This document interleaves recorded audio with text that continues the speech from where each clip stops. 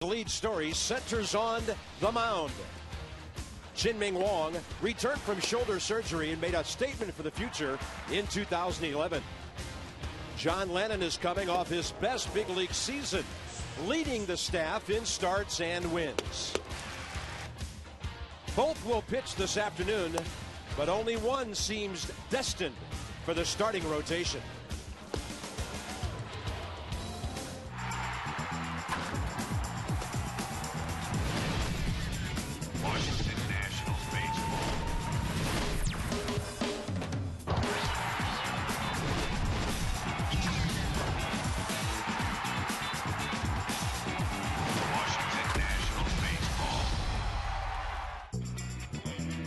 Spring training is always a great time to get a little up and close and personal with your Nationals.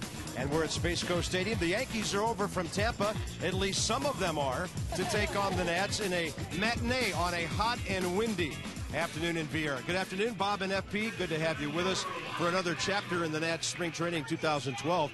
And a very important question to be answered: who's that number 5 starter? Both guys start, but only one can start this game, but they'll both pitch today. Yeah, Chien-Ming Wang getting the start today. Obviously, he's the one with the reconstructed shoulder, so Davey Johnson chose to pitch him first. He takes a while to warm up.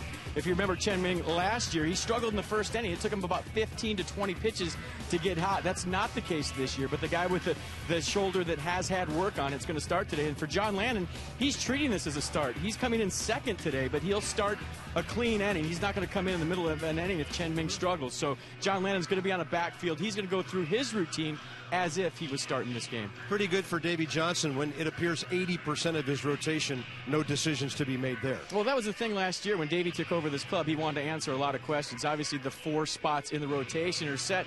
The battle for number 5 continues, and that's a good problem to have if you're Davey Johnson in the Nationals. And then there's some offense. A whole bunch of the regulars are in there today. We'll see Adam LaRoche DHing. You saw Bryce Harper. He played over at Disney last night, and he's in there today. Rick Eckstein and Davey Johnson pleased with what they're seeing offensively here in Vieira. The Nats and the Yankees straight ahead.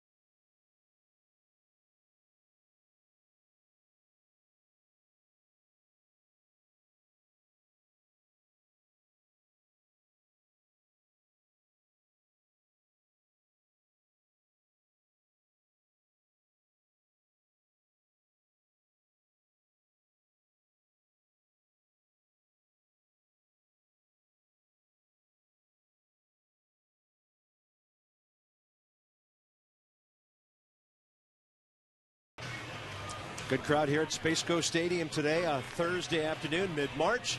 The Yankees are 5-8 on the spring. The Nationals are 5-5. Yankees starting lineup, not many of their big names are here. Gardner's here, Martin and Andrew Jones. And Bill Hall, of course, a former Milwaukee Brewer who has a lot of potential. Andrew Jones, always productive, not the highest batting average as a Brave against the Nats.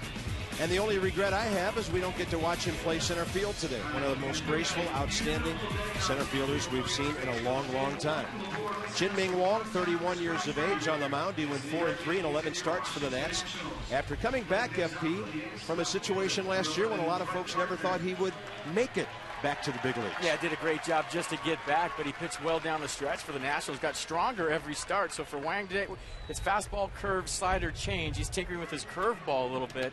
He's got the spike grip on it. As we all know with Chien-Ming Wang, it's about his sinker. When he's got that going on, he really doesn't have to throw anything else. And he won 38 games in 06 and 07 for the team he's facing today. So we'll keep an eye on Chien-Ming early in this game. If you remember last year, the first inning was his bugaboo. It took him a little bit of time to get that surgically repaired right shoulder loose. So we'll see how he starts out today.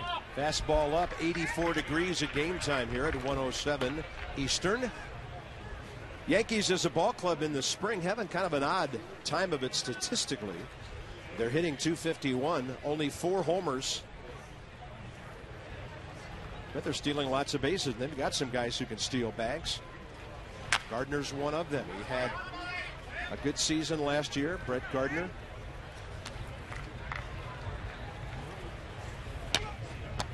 .49 stolen bases. Curtis Granderson, who hit for a lot of power last year, had 25. Granderson was rounding the bases too many times to steal that many last year. Well, Brett Gardner's been working this camp on stealing bases earlier in the count. Joe Girardi's trying to get him to be a little more aggressive on the base pass. 1 ball and 2 strikes. Joe Girardi and the Yankees. What's better, American League East, National League East? Quite a debate.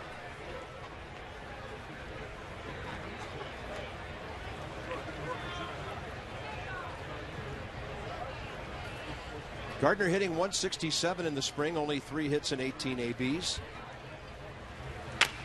And Wang dropping that ball down and in on him.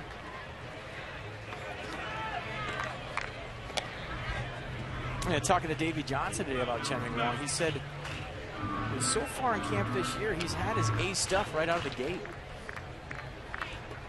The sinker's been sinking, the slider's been sliding, been toying with the curveball, like I said before. So, he's just getting stronger every day.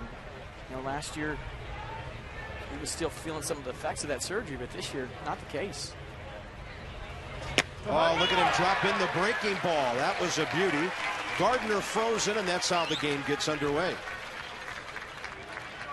And that's the curveball right there we're talking about. Check this one out. Working on it. See the spike grip right there, kind of a finger off the baseball using the knuckle curve.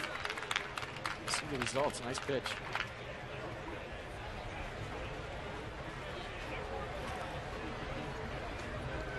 Next up is the catcher, Russell Martin. 3 for 13 in 6 ball games down here. .237 with 18 homers for the Yankees last year.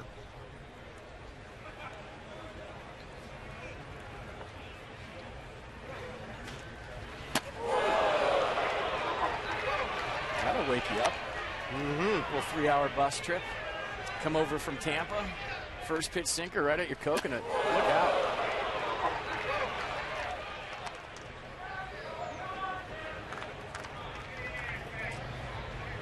Martin goes for a walk and digs his way back in. Chien-Ming Wang working with the young Jonathan Solano behind the plate today. Some of the regulars are off for the Nationals today. That's a fastball, not quite as high and tight. Chad Tracy's in the game. Adam LaRoche is DHing today. Michael Morse not in there. Mark DeRosa not in there. There's Chad Tracy, young man from Charlotte, North Carolina, trying to make the ball club, and Davey Johnson has some pretty good veterans in camp. When they break camp in about 2.5 weeks, it's going to be a veteran bench that has a chance to hit for some power and be quite productive. 2 balls and a strike. On a 1-hopper up the middle to Danny Espinosa for the second out. Let's set the defense today for the Washington Nationals. Bernardino, Worth, and Harper in the outfield. Lombardozzi and Zimmerman on the left side. Espinoza and Tracy on the right side. And Jonathan Solano doing the catching. And how about Bryce Harper? He played center field last night in Orlando against the Braves, and today he's over back in his more familiar right field. But if you talk to any outfielder, center field's where it's at. It's fun out there. You get a good view into the strike zone. The ball doesn't hook your tail as much. You can position yourself better based on what you're seeing your starting pitcher throw, if he's hitting his spots or not.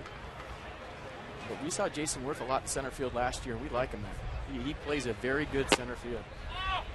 Andrew Jones hitting a .118 here in Florida. Outfield's tricky here, center field and right, because of the prevailing breezes blowing straight over toward the right field corner. Anything in the air here hit well is gone. And Andrew Jones, one guy is probably wishing John Lannon started this game. Last year he had 286 against lefties and just 182 against righties. He'll probably get a shot against John Lannon his second or third time up. But he owned some lefty pitchers last year with that average. I'll tell you what, partner, I did not see that curveball from Chen-Ming Wong last year at all. Not that sharp. That's dirty.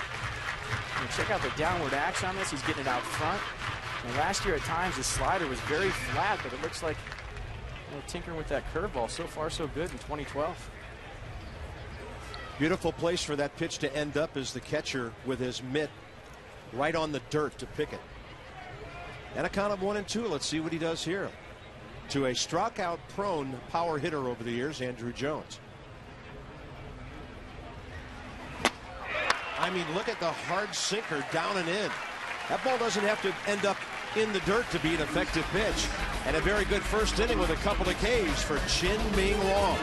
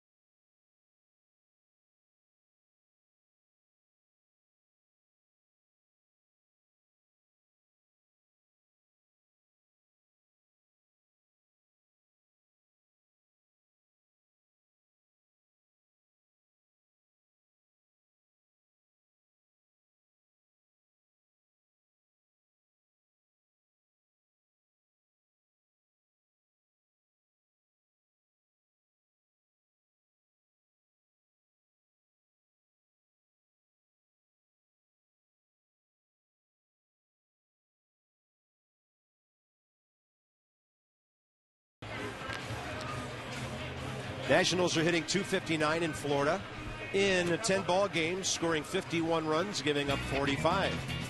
Adam LaRoche, Nats are looking for him to return to the form of 2 years ago when he had the 100 RBI season with Arizona. The shoulder knocked him out for most of 11. And a good hitting left-hander in that lineup will really complement Morse and Zimmerman well for the Nats. Michael Pineda, 9-10 with a .374 last year. Third spring training start for the Yankees. Came over part of that 4-player deal January 23rd from Seattle. That featured going the other way catcher Jesus Montero. Yeah, 4-seam fastball, 2-seam fastball, cutter, slider, change. He's been working on his changeup through 8 his last outing in just 3 innings. Velocity has been down. All of New York today is watching the radar gun. I'll just tell you right now, Yankee fans, the radar gun's been a little bit off here in spring training, so don't put too much into what you see. Let's set the defense for the Yankees real quick. Gardner, Weiss, Dickerson in the outfield. Pena Hall on the left side, Nix and Vasquez on the right side, and Russell Martin doing the catching. So his first start, 89, hit 90, 91 a couple of times. If you remember, Bob, last year, you might have had that series off against Seattle.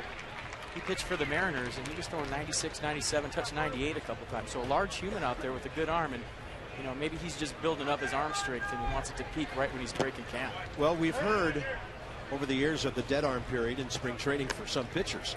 Is it too early for that being March 15th, or is this about the time that sometimes that happens? Well, I think there's concern because his velocity was down at the end of last season while he was a Mariner. So, giving us a possible clue as to why Seattle would deal him. 2 balls and a strike to Roger Bernardina, who's 4 for 14 in 6 ball games this spring. And that ball down and in on him. Roger fouls it straight back.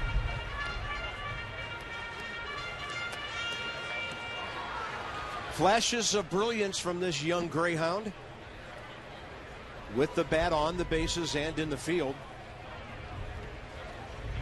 trying to put it together on a consistent basis to be a bona fide center field candidate for the Nats. Can't lay off. That's a nasty breaking ball down and in for a strikeout. Right-handers coming out with serious stuff today. Yeah, the off-speed from both guys has been good so far. Check out the slider right here. Late break on the back knee of Roger Bernardina. Not a whole lot you can do with that pitch. I'll tell you what, anytime you face a guy like Pineda, 6'7", 260 pounds, it's a large human out there. You feel like he's right on top of you. So 89, 90 can look a little bit faster because in all reality, he's letting go of the ball a lot closer than most guys to the hitter. Fastball in there to Danny Espinosa, who bats second today. Espinosa 6 for 20, batting .300 with a stolen base.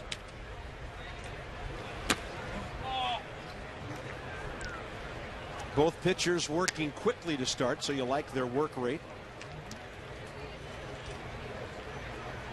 And really working on his left side, you know, making 2 strike adjustments, getting that loop out of his left-handed swing. Trying to see the effects of having Mark DeRosa already on the ball club. He saw him early in camp and said, hey, you got a little loop in your left-handed swing. We can tighten that up, and right down to the ball, be direct. And there's nothing loopy in the on-deck circle right now. Ryan Zimmerman's locked in. And busting another hitter down and in is Pineda, 2 outs. Number 11, Ryan Zimmerman. Well, they have to be pleased on the third base dugout side so far. Ryan Zimmerman steps in, 8 for 14 in the spring. 6 of his 8 hits for extra bases. 4 doubles, 2 home runs. If I'm Zim, I'm getting in the car right now and driving to Chicago for opening day. He is locked in. He's one of those guys that hits out of bed on the first day of spring training every single year. Rake says he doesn't need a lot of at-bats to get ready for the season. What a luxury that must be for a hitter. I was the kind of guy that took me 60, 70, 80 at-bats plus a million hours in the cage every spring. I felt like I forgot how to hit every year. That's not the case for the good hitters like Ryan Zimmerman. He just walks in that box and he's locked in from day one. Becoming one of the elder statesmen on this ball club now at the ripe old age of 26. Gets under that one and skies it out to center. Jason Nix. Yeah, he's a brother of the former Nat, Lance Nix. First inning, both pitchers get a 1-2-3 with 2 strikeouts, no score.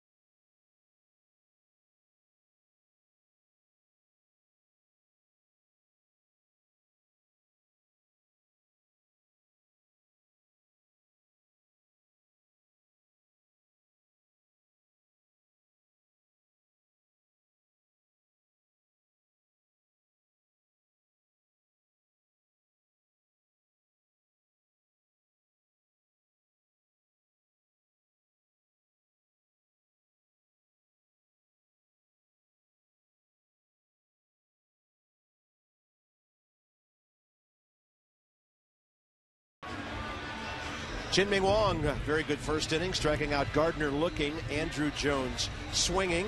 4, 5, and 6 for the Yankees here in the top of the second. Davey Johnson talking about the two guys, the two starters who will appear in this one today. I like what I'm seeing from both of them. Chien-Ming has made great progress over the winter. He's a lot stronger. He's closer to the 19-game winner he was in New York.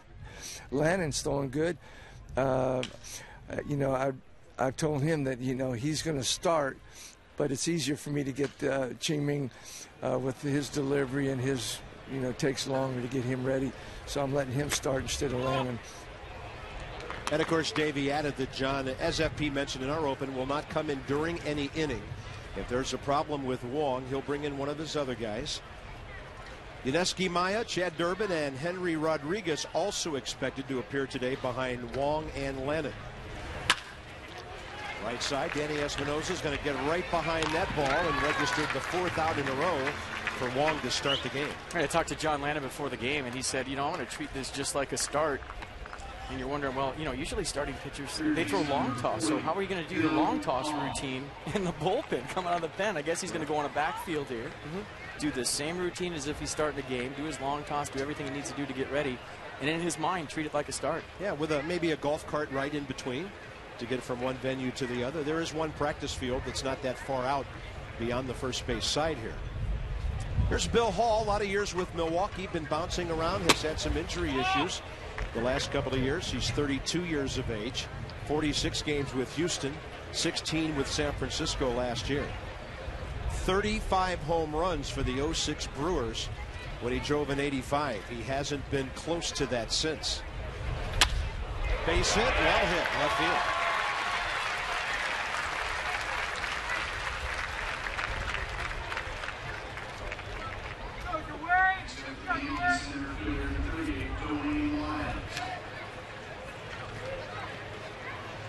Next up will be outfielder Dwayne Wise.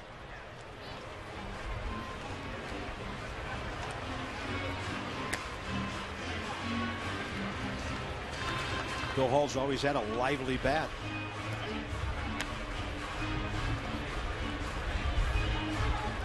Dwayne Wise, 34 years of age. Time with Florida and Toronto in the big leagues last year.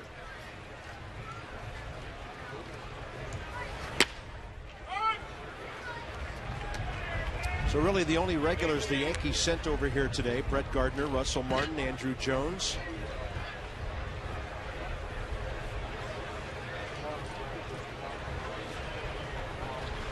I don't know if it's because we're here in spring training, a smaller venue, or what it is, but the noise, the pop of the glove on the sinker from Chien-Ming so far has been unlike it was at any time last year, and that tells me he's throwing a heavy sinker. Yeah. I mean, you see it.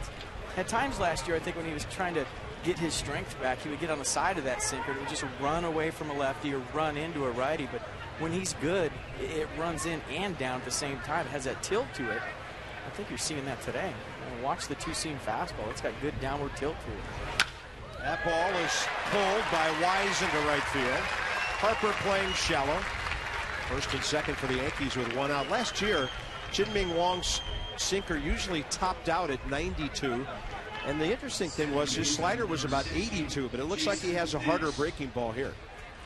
Yeah, it's more of a curveball today, kind of ditching the slider, going fastball, curveball, change. But the one thing with Chien-Ming Wang, and we saw it last year, he can get out of some jams because he's always got that double play ground ball in his back pocket with a heavy sinker. Yeah, always one pitch away from the double play. And here's Jason Nix, the second baseman.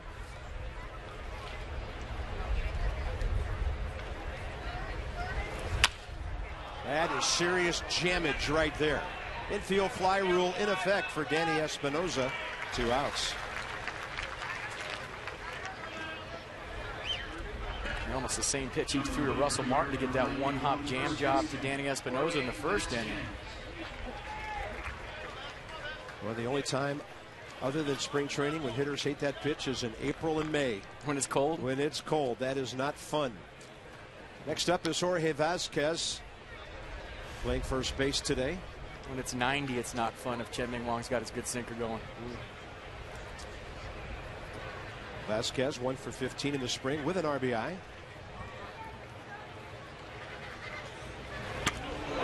will get him as Wong again opens up and throws that fastball way inside. That was a serious thud we heard on the contact with Vasquez.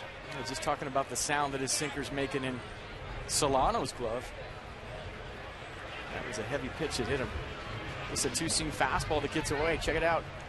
Right in the ribs, or that get him in the elbow? Oh, that looks like ribs. That's definitely going to leave a mark. I think it might have ricocheted off his elbow. It hit the elbow a bunch of times. It hits your funny bone. You can't feel your hand. It's just like you got electrocuted. You have the claw for about 30, 40 seconds, and all of a sudden you start to get some feeling back. There's nothing funny about getting hit in that funny bone, I'll tell you that. Vasquez down to first base. Base is loaded, 2 outs. And the Yankee hitter will be shortstop Ramiro Pena, who hit 100 on a 4-for-40 with the Yankees in 23 games last year.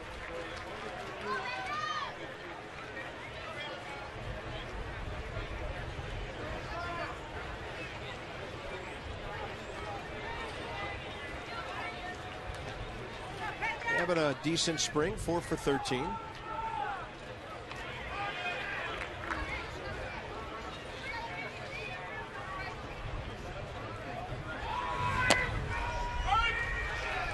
That's a good pitch right there. The sinker down the zone.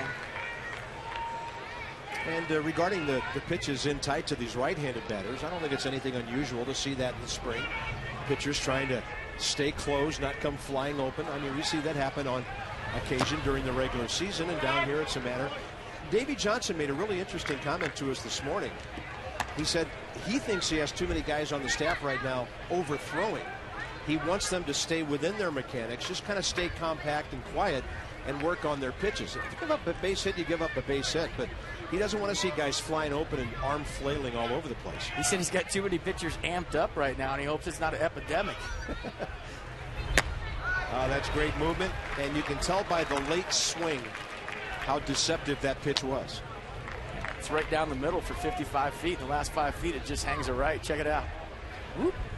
Nice. I mean, your brain's telling you that's right down the middle. You commit to it, you start your hands, and it just disappears. 1 ball and 2 strikes to Pena with the bases loaded. Long goes upstairs with the fastball. I think that just goes to tell you, I mean, last night, Stephen Strasburg trying to challenge Dan Uggla with the fastball. He said after the game, he said, I want to see if he can hit my fastball. I want to challenge him. I knew maybe I should have thrown another pitch, but he got Macho out there, tried to challenge a good fastball hitter. Uggla took him deep. But that's what spring training is for. I mean, we can't forget how young a lot of these guys are, and I think at times we have a tendency to do. Oh, it's Stephen Strasburg. He throws 100, but he's still learning on the fly out there. And it was extremely windy in Disney. It was a wind-blown home run. But, Dan Uggla's power speaks for itself. Yeah, I mean, and that's the process. That's the learning curve. Now, when you face Dan Uggla during the season, with 2 strikes, maybe you go somewhere else. You try another pitch. But there's this tendency for a lot of guys right now. They're a little overamped. They're excited, which is a good thing. You'd rather turn guys down than have to turn them up anytime. Oh, yeah. 1-2 delivery. I thought he might try to drop that breaking ball in the dirt, and he did. Got a foul ball, did Pena.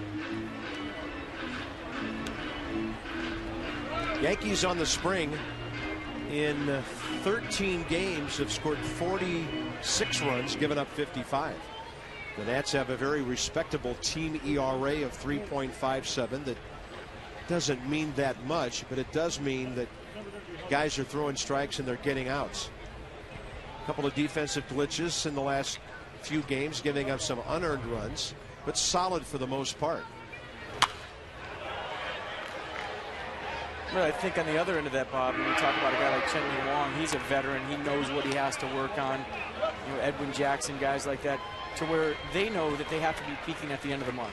When you get on the plane, you head north to D.C., that's when you want to be locked in. You go play that exhibition game against the Red Sox on the 3rd, then you get on the plane and go to Chicago. That's when the veteran guys want to be right. Right now they're just working on things. Obviously, you want to have good outings to build on. But I think, veteran versus a younger guy, the veteran knows that not a whole lot of these numbers matter. He just wants to be right when the season starts. Becoming a long inning with 3 base runners, and now a 2-2 count. On the 6th, the Yankee to bat here in the 2nd.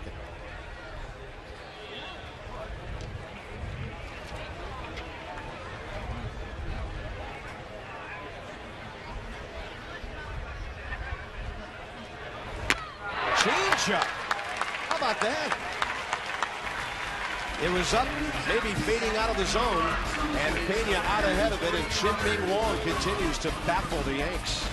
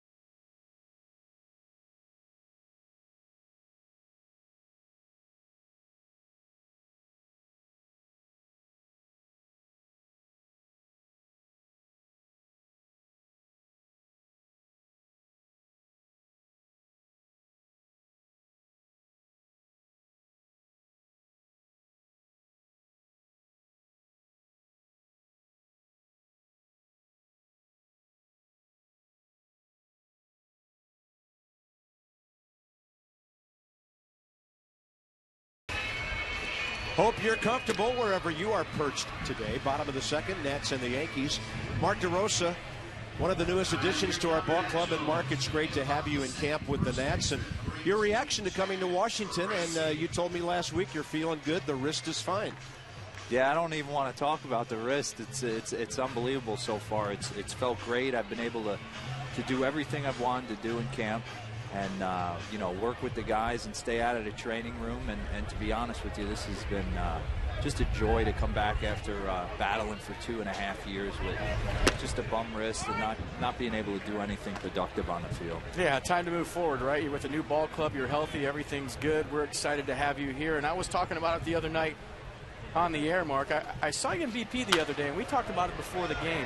Your last swing in the last couple of rounds, you spread out, you choke up, you hit the ball the other way. Is that you working on your 2-strike approach? Yeah, it's absolutely what I do. I mean, I got a lot of movement in my swing, and I know I got a lot of moving parts and trying to drive the ball early in the counts. And you know, when you get 2 strikes on you, it's all about being productive and putting the ball in play. And I learned that from Michael Young down in Texas. He's you know, probably the best 2-strike hitter in the game. And if I could do half of what he does with 2 strikes, I'll be pretty successful. So hopefully some of the guys here see it and we can you know, do better with 2 strikes. Well, we'll talk about that because last year the strikeout was an epidemic with the Nationals and a lot of Ks last year. And have you talked to certain guys about a 2-strike approach? Yeah, I have. Danny Espinosa is you know, a guy that, I mean, world of talent, came up last year. I mean, the power numbers are there, 30 doubles, 20 bombs, but the glaring statistic was the 166 strikeouts, and we talked about it. And we've gone to the cage, and I've showed him some stuff with the tee and some stuff, picked his brain. And you know, I've been a guy that hitting's never come easy to me, and I've had to work at it. And I've been able and fortunate to be around some great players and watch video with them and go to the cage with them, the likes of Chipper Jones and Pujols and Mark Teixeira. And I mean, these guys are great for a reason.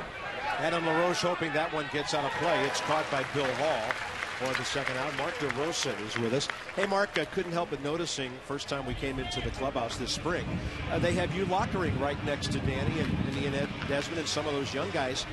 At this stage of your career, how gratifying is it for you to be able to pass on some of that to the young kids? I mean, you never want to be the oldest guy in the clubhouse, that's for sure. But Just such a smooth transition in here. The guys are great, top to bottom. The organization has been so good, and I'm really just having a great time. But just being around the younger guys, the Ian Desmonds and Danny Espinosa has been a lot of fun for me to be able to work with them. What do you think your role on the ball club will be? Because we know you can play first and third and some other positions. If he's healthy, that guy over at third won't be taking much time off. Yeah. But, you know, when you think about 2012, how do you see yourself fitting into this club? I see myself giving Davey a chance to rest some of the big guys. To be honest with you, I see being a productive bat off the bench, a guy he can use in double switches, a guy that he can start every once in a while to like I said, give some of the big guys a day off their feet and still feel like he's got a productive player going out there who can, you know, drive the ball around the ballpark and play consistent defense. Well, what's your take on this team? You've been around some winners. 2010, you won a World Series in San Francisco. I've never seen so much young talent in my life. To be honest with you, I mean, the game has changed so dramatically since I first broke in. Every guy I faced in live BP is pumping 95 miles an hour, and I mean, Bryce Harper's 19 hitting balls over the batter's eye. I was worried about going to college classes. So, I mean, these guys, we have a load of talent now. The big part is going to be between the ears. Do we truly believe we can win? And I think these guys are ready to. One of the guys who's been responsible for that change in attitude is in the batter's box right now. Jason Worth hitting .286 with a couple of home runs down here. 3-2 pitch with 2 outs. And this one is blooped out towards short left center. Pena after it. Nice running catch. Now, Mark, we know you're an experienced broadcaster. Can we hold you for one more half inning? Yeah, absolutely. Mark has been on the air, and he sounds good working with us. We'll be back for the third inning in a moment.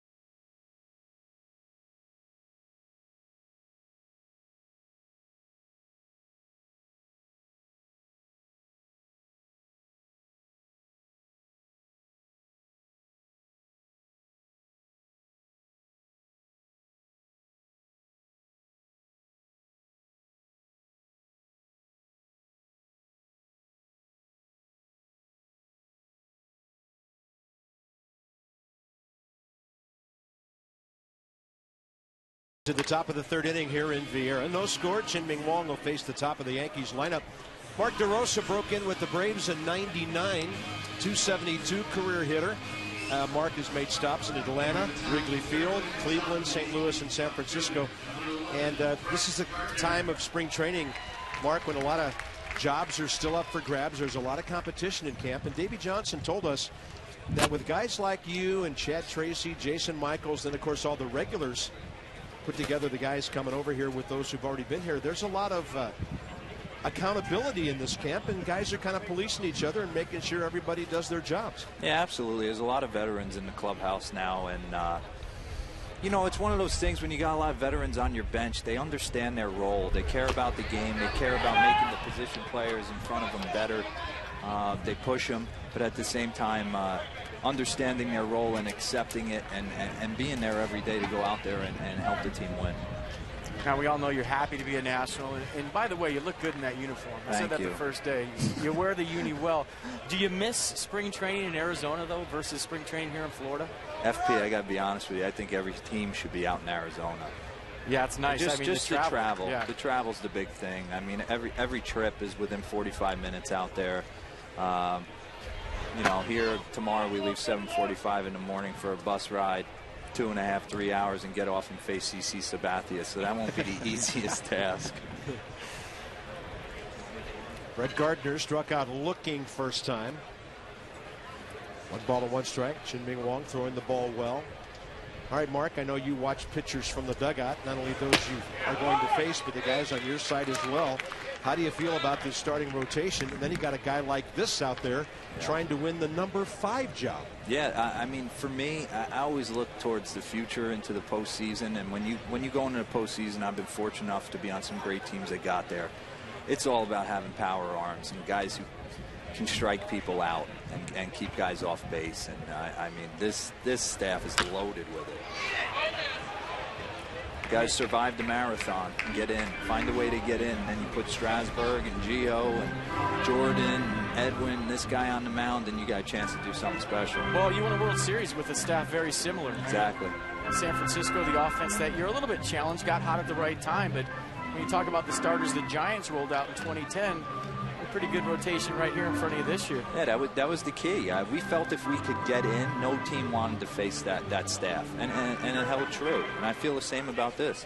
I mean, you go into a situation in a short series and have to face Strasburg twice, you're not feeling too good about yourself. And how about Gio Gonzalez so far? My goodness. Well, I've played in the American League and being out in spring training in Arizona facing Gio for a long time. Another guy with exceptional stuff. I mean, there's not too many lefties that can run the ball into the mid-90s with a big hammer curveball. So you kind of drive to the park when you're facing Gio, knowing you're probably going to punch out once. I'm thinking about it.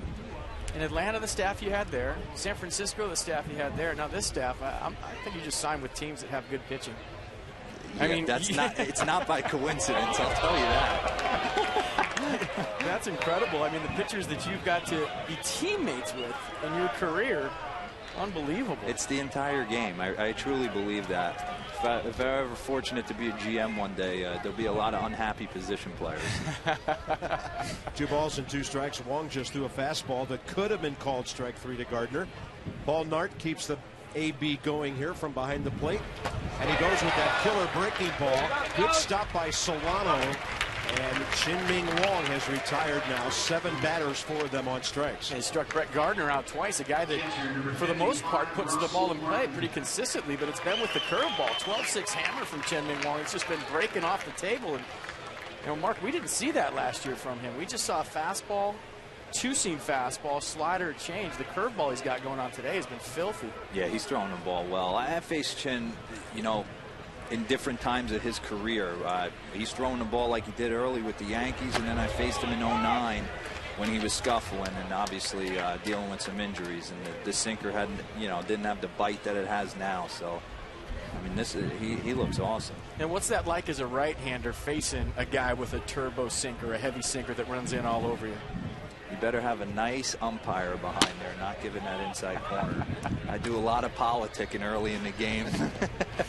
Well, what do you say? I mean, what's a typical conversation that you would have with an umpire? You know, for me, I usually have to kind of draw an imaginary line from that inside corner out to the pitcher, and then kind of fight to find the inside half of the plate against a good sinker guy. And then if I feel a ball's going to be in, and it's called a strike, I turn around and just give him is that as far as you're going to go in, or does that got a lot of the plate, or where am I at, and try and get my bearings, because that's been my kryptonite, the good sinker.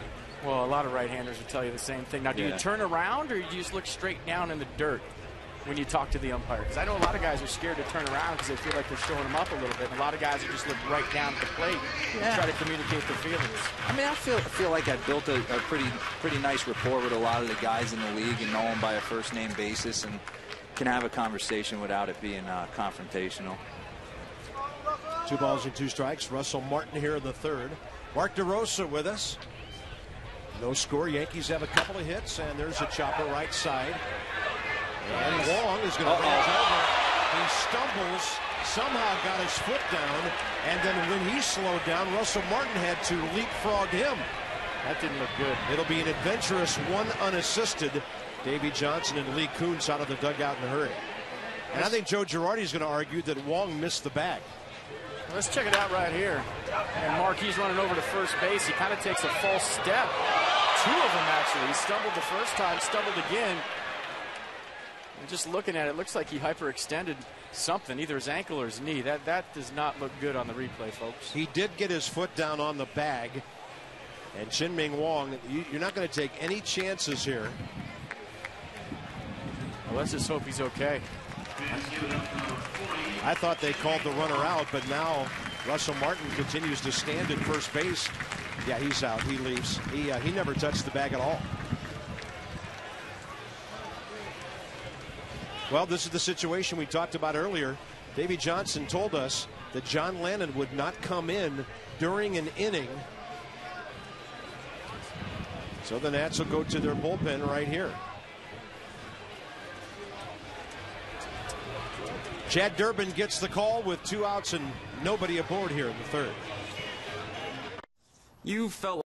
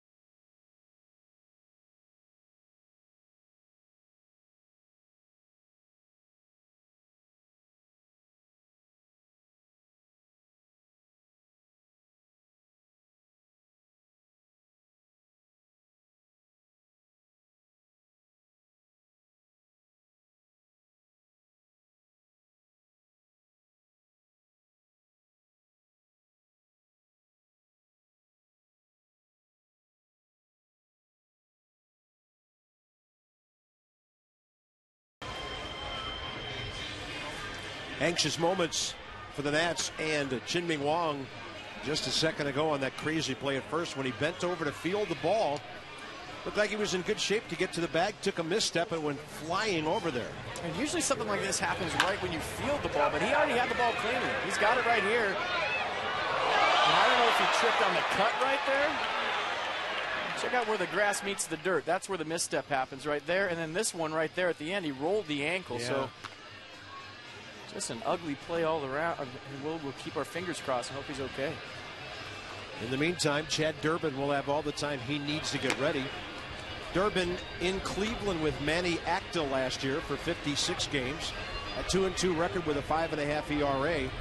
59 strikeouts in 68 innings. And, of course, the Nationals remember him pretty well from his days in Philadelphia. Down here, 7 innings, 7 hits, no runs so far. Yeah, having a good spring. 4-seam fastball, 2-seam fastball, cutter curve change. Fastball's in the upper 80s, low 90s. Got good sink on the 2-seamer. So Chad Durbin having a good camp. Everybody's liking what they're seeing from the right-hander. Chien-Ming Wang goes 2 2/3, no runs on 2 hits. Didn't walk anybody, he hit a batter. And he had a strikeout touch going today. He had 3 swinging strikeouts, 1 take, and he rang up a good, as FP mentioned, contact hitter, and Brett Gardner twice. So that's something to hang your hat on. And let's hope that ankle is okay after he rolled that thing. That's how you know if a guy's got good stuff. You know, the strikeouts are nice with Chien-Ming Wang. He's a pitch-to-contact guy. He likes to get a lot of ground balls with the 2-seam fastball. But if he's striking out guys that are tough outs like Brett Gardner, guys that, generally speaking, put the ball in play, you know he's got good stuff. You see the curveball right there for a called third. And then a dirty sinker right there to Andrew Jones. Late movement, all on his hands. Another 2-seam fastball away right there. So for Chien-Ming Wang, a great day stuff-wise. Just hope he's not injured that bad. Durbin is ready. And the Yankee hitter with 2 outs and the bases empty in the third will be Andrew Jones. Mark DeRosa, another guy like Drew Storen that I was kind of hoping he'd get off the air. You know, because he's too good. I don't like when we interview guys that are that good. We're going to have a 5-man booth around here some days. We goodness. keep all these guys around.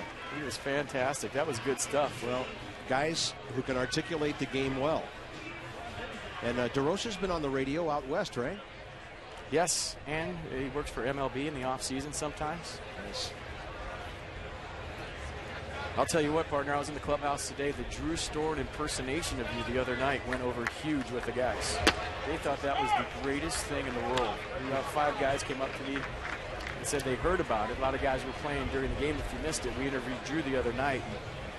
He did his Bob Carpenter impersonation, and I thought it was pretty good. We had fun with it. No, I feel like I've arrived. For the first time in a long, long life, somebody has imitated. Had to happen sooner or later, I suppose. 2 balls and a strike to Jones. Personality, what this ball club is all about. Jones struck out swinging first time. And Durbin, he has a bit of an unusual delivery. He'll take a step a little bit over toward third base and have some arms flapping at you on his way around. 6'2", 225, Illinois native. 7 full years in the big leagues.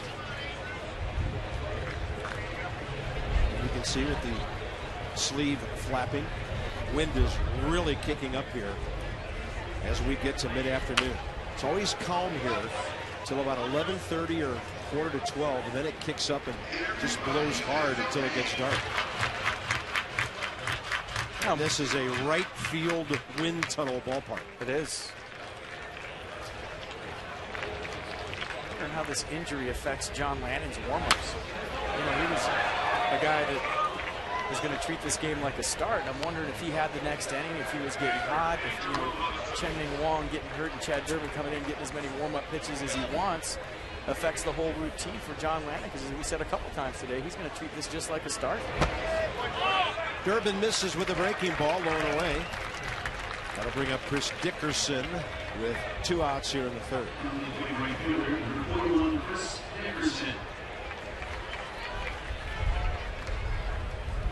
Chris Dickerson, 29 years of age, splitting time between Scranton Wilkes-Barre and the Yankees last year.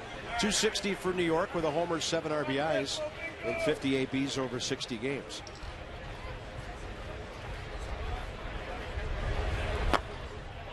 Durbin keeping the ball down.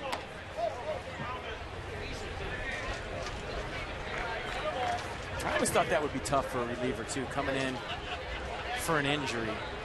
And relievers have their routines too down the bullpen now. So if Chad Durbin just sitting down there, you know, shooting it with his buddies down in the bullpen, all of a sudden you got to come in and get your warm-up pitches in front of the crowd, and it kind of just throws you out of your routine. A lot of times relievers, when they come in like this, it'll take them a batter or 2 to 7 in.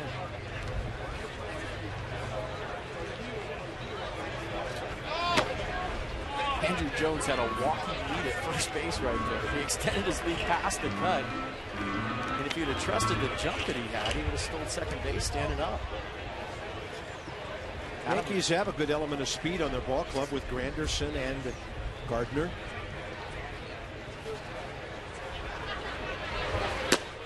And Durbin on a 2-0 pitch gets one in there.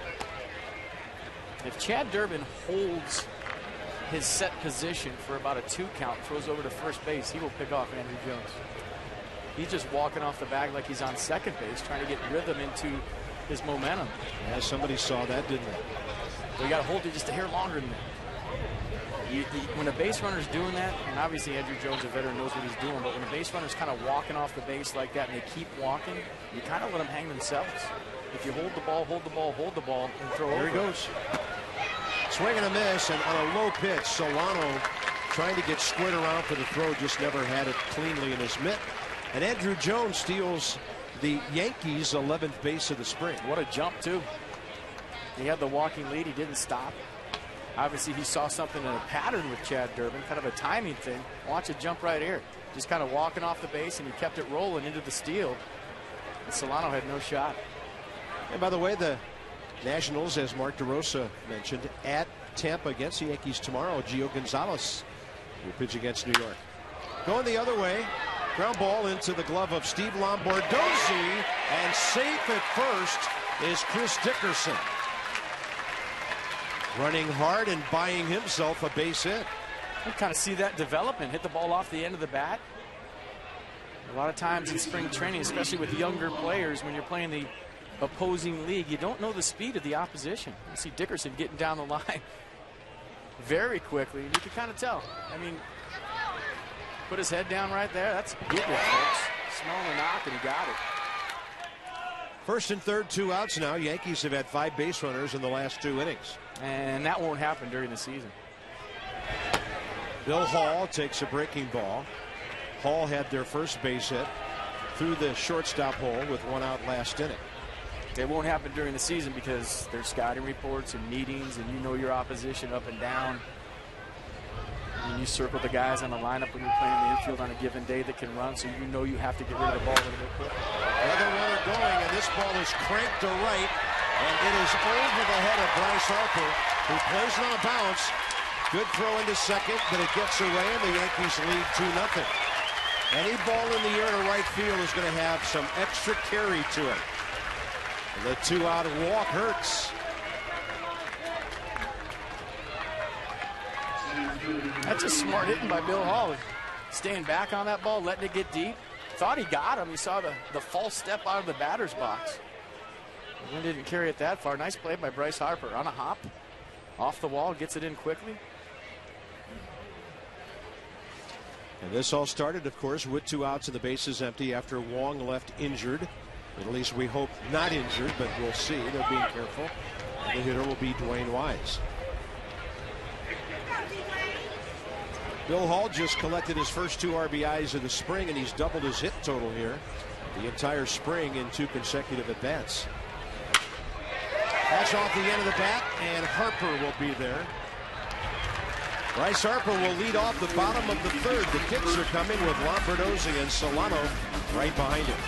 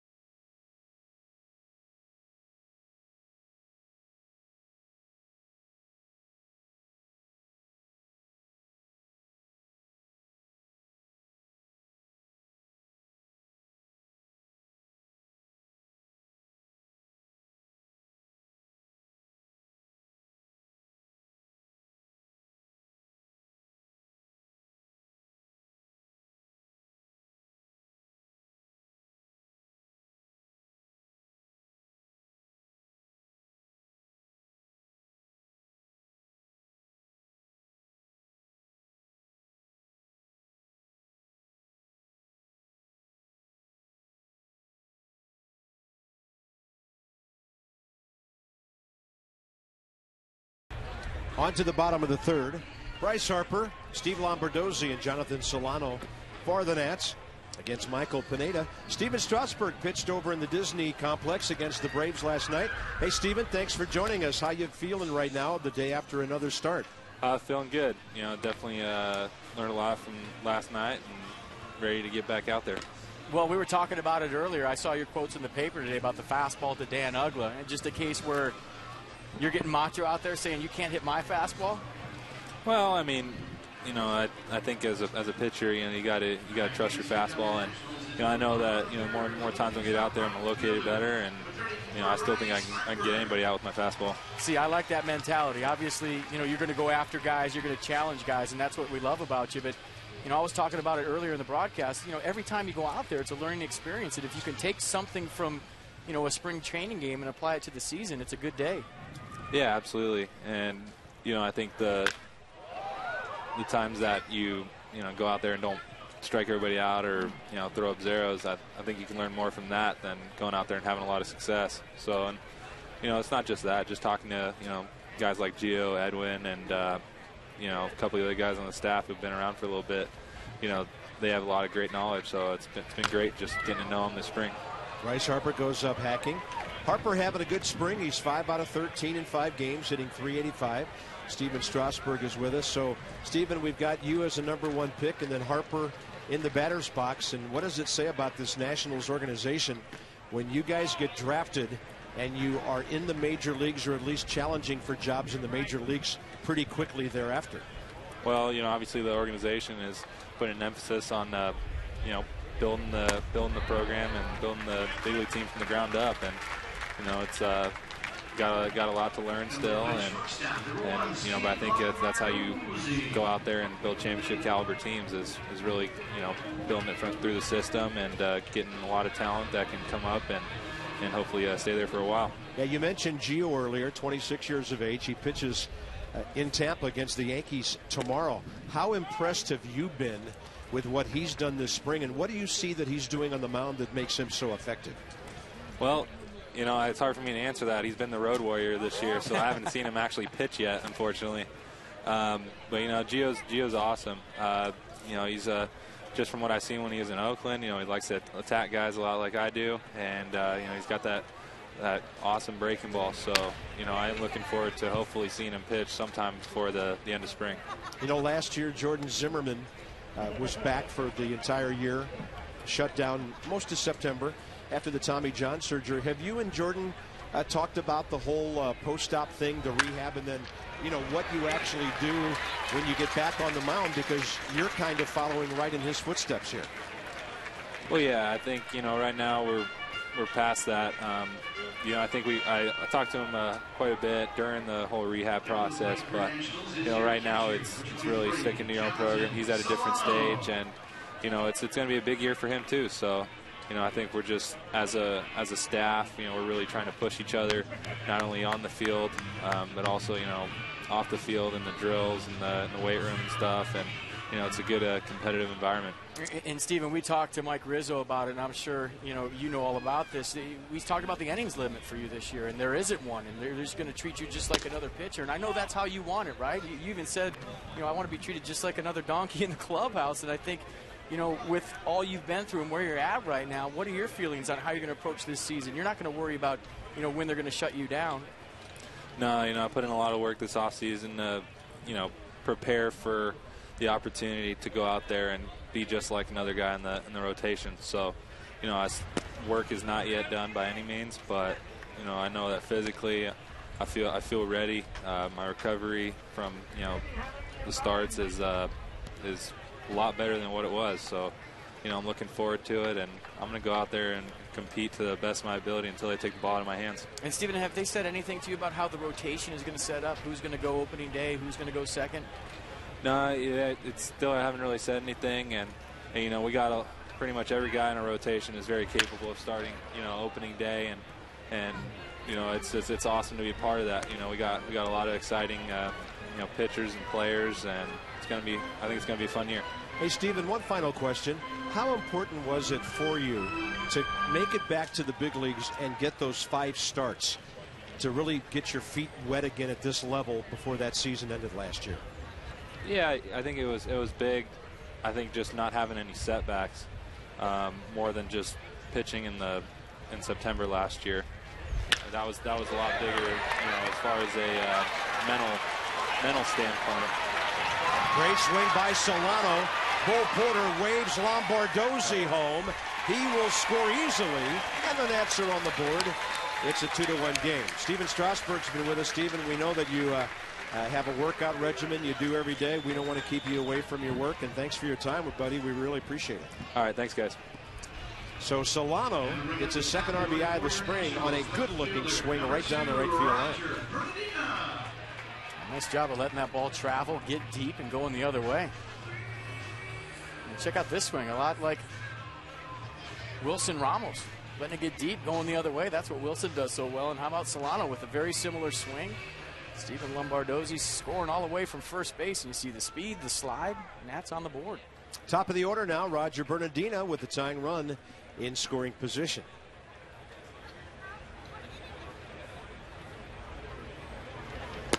Well, I guess our first two interviews today, kind of a microcosm of this ball club. We go from late 30s to early 20s on the age range with Mark DeRosa and Stephen Strasburg, and everybody's fitting in pretty well. And now we got to get somebody in the middle. Is there anybody?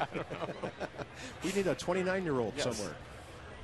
1 ball and no strikes to Roger, who struck out swinging first time up.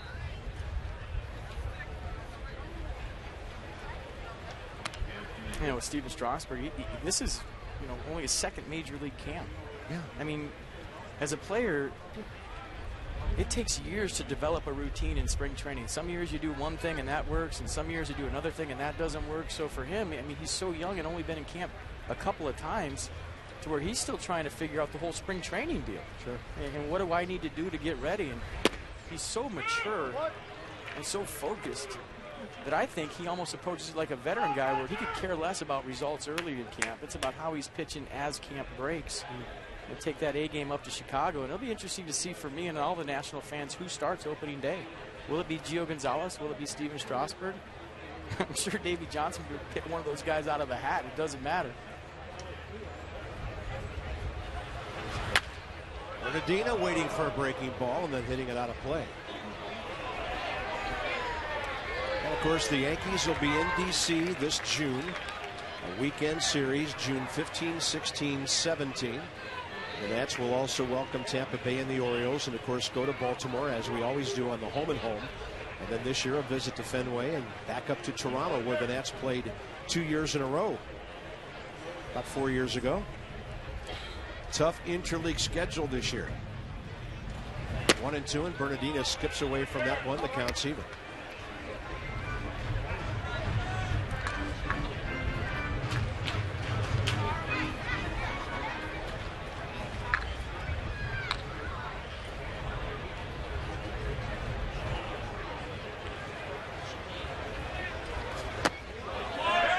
Did he go? No. Says Eric Lovelace, umpiring down at third base.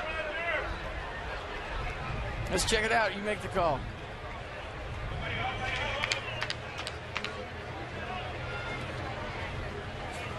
Snapped it back pretty well. It's a strong man to do that. Once that bat head starts, once that barrel gets rolling, it takes serious strength to stop your swing. 3-2 now. Bernardino fights off that breaking ball. And with 2 outs, the Nats will have a runner at third base. Thursday, April 12th, the Nats, after being on the road for the first week, will open against the Reds. First 20,000 fans receive an opening day cap presented by Geico, always one of our most popular items. The Natitude t-shirt is for the Friday night game, first 15,000, and that's from the Fan 106.7. And then Saturday, 4:05 game against the Reds, first 15,000 fans. A Stephen Strasburg bobblehead presented by PNC Bank. Nationals.com/tickets to check it all out.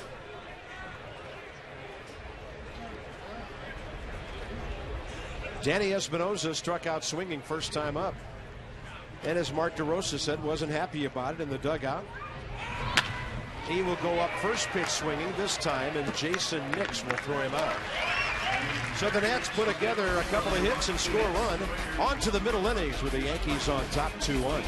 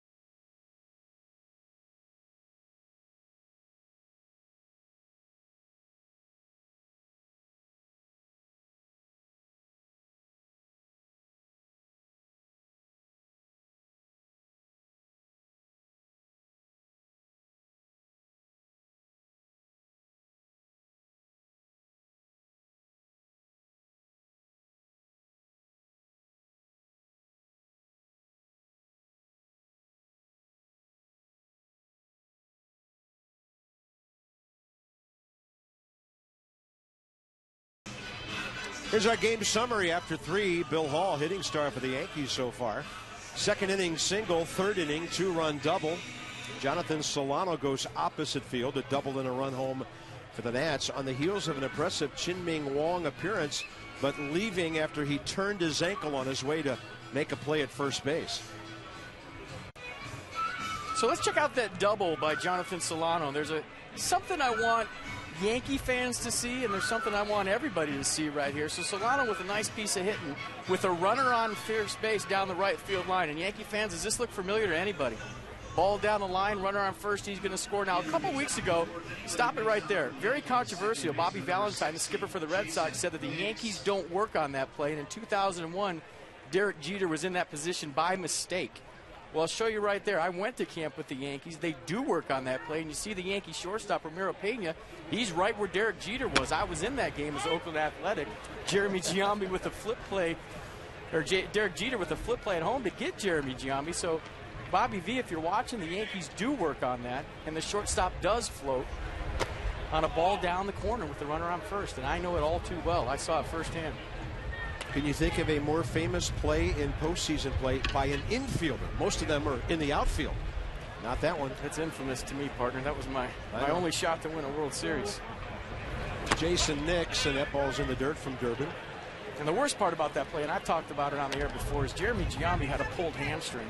His hamstring was every color in the rainbow, and we were wondering why Eric Burns and myself wasn't pinch running for him. And sure enough, ball down the corner. Shane Spencer overthrew the cutoff man, and Derek Jeter was right where Ramiro Pena was on that baseball. So there you go, Bobby V, if you're watching. That was Bobby Valentine in the American League East against the Yankees. The whole division just got a whole lot more interesting. You know, Bobby V's a great baseball man. I spent 4 years with him in Texas. And I've been told by a lot of people that Bobby Valentine evaluates talent as well as anybody in baseball. He does, and he runs the game as well as anybody in baseball. You know, I was in the same division with Bobby for years when I was with the Expos and he was with the Mets. And, you know, he's on top of things. He doesn't miss anything, and he's going to do a good job there in Boston. But I just felt like, you know, since maybe there's some Yankee fans watching today that make that point and stir the pot a little bit. You? Come on. Why not? Durbin gets his second consecutive out now after those first 3 guys got aboard last inning. That was his first strikeout. He'll face Jorge Vasquez, who is hit by Wang in the rib or elbow area. And that'll be an easy comebacker for the second out. Nationals looking for their second 1-2-3 inning. Wang had one in the first. Ramiro Pena, the shortstop, will be next. You know, in the American League East, everybody has known forever about the Yankees and the Red Sox. To me, the team, and there's John Lannon getting ready, the team that has really made that division what it is, along with these 2 powerhouses, is Tampa Bay. I mean, they have totally elevated their game over the last 5 or 6 years compared to where they used to be. You know, Toronto has always been solid, but seldom championship caliber. But Tampa Bay has taken their whole thing up to another level. Really made that an amazing division. With limited means. Yeah. And I think that's the greatest part about it. They're showing that they can compete without the payroll of the other 2 guys. 1 ball and 1 strike to Pena. Durbin, one of those relievers who will work off the full windup when the bases are empty.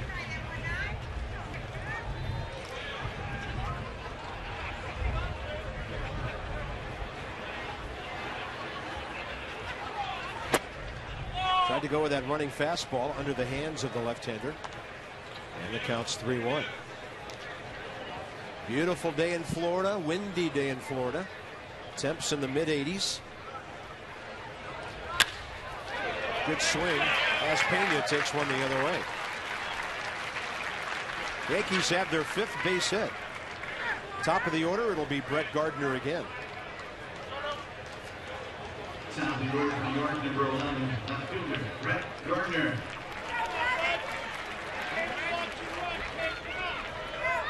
Brett Gardner has struck out twice, both of those against Wang, one looking on the curveball and the other swinging on one in the dirt.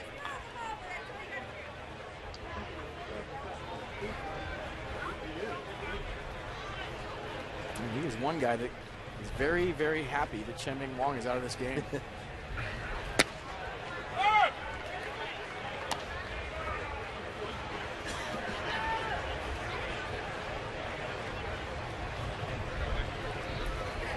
.259 for the Yankees last year. Not too occasional power, 7 home runs, 36 RBIs, but he plays a solid line drive speed game, having stolen 49 bases. Solano pops up, perfect on the bag, and he throws out Ramiro Pena. Yankees are gone in the 4th on a bullet by the young Nats farmhand, Jonathan Solano, and Pena comes up shaken up. Perfect throw.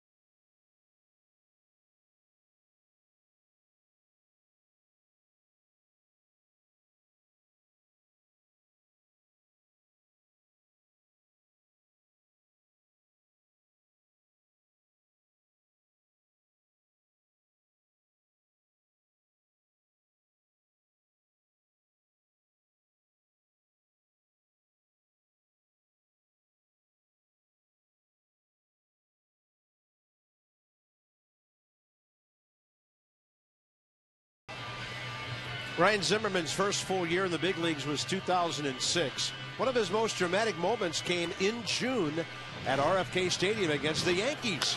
9th inning, guess who the pitcher was? Chen-Ming Wong. You might notice that Mariano Rivera was in the bullpen. The Yankees led by a run. Joe Torre stayed with Wong, and Ryan Zimmerman hit a walk-off to win the game, and we had made a note of it on the broadcast at that time that we thought it was interesting that Rivera did not come in for the 9th, and the Nationals got a police escort to the stadium after that game, or to the airport after that game. Zim got for the first time. He got a walk-off hit? That was pretty. That guy? Pretty rare, isn't it? Never seen that. I got to say the unis are much better now. By the way, seeing that old footage right there, we're feeling our way. All right, guys, here come your Nationals. In the bottom of the 4th, putting things on third baseman, number 11. Let's see. Doug Bernier, the new shortstop for the Yankees.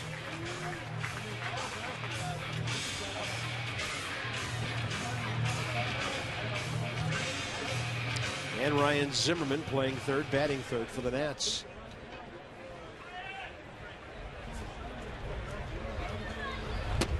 Zimmerman popped up to second first time up.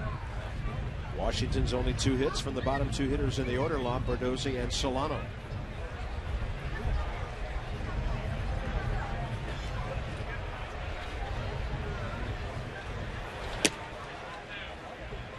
Three innings, a run on 2 hits for Pineda. Hasn't walked a batter, 3 strikeouts.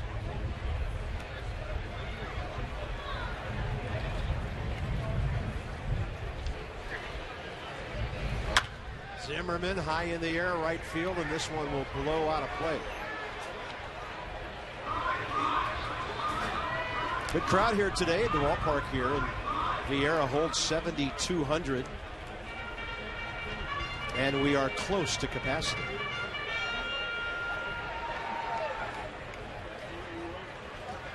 Nats will be in Tampa against the Yankees tomorrow. Our next telecast will be next Wednesday when the Braves are here.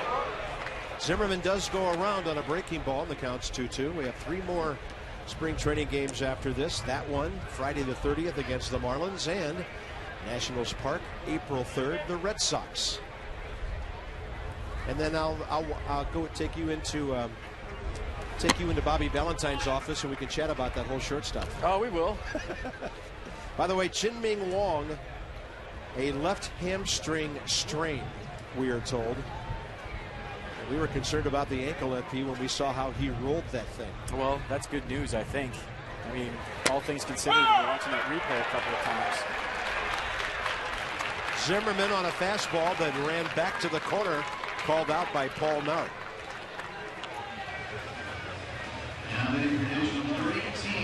Martin setting up a way, just a two-seam fastball.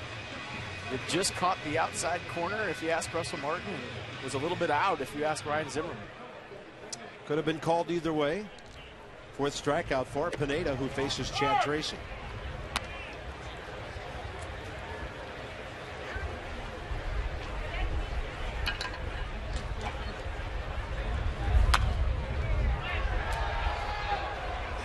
I'm in bad habits. I mean, in Washington, we're so high up in our booth that I don't worry about foul balls, so I'm not paying attention. I've almost got the line drive in the coconut a couple of times in spring training. We're so close to the action, and foul balls find their way up to the booth. And if you're looking at the screen and not the game, that's up. Tracy will drop one into center. And for Chad Tracy, his 6th base hit in 25 at-bats this spring, so he's right at the 250 mark. Single game tickets are on sale, starting at just $10. You can go to nationals.com/tickets and check it out and ignite your natitude with Nationals single game tickets 2012. $10 to see a big league baseball game? I'm in. You kidding me?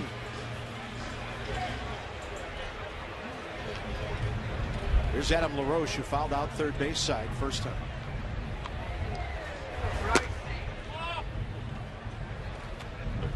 His throwing is coming along. The shoulder is fine.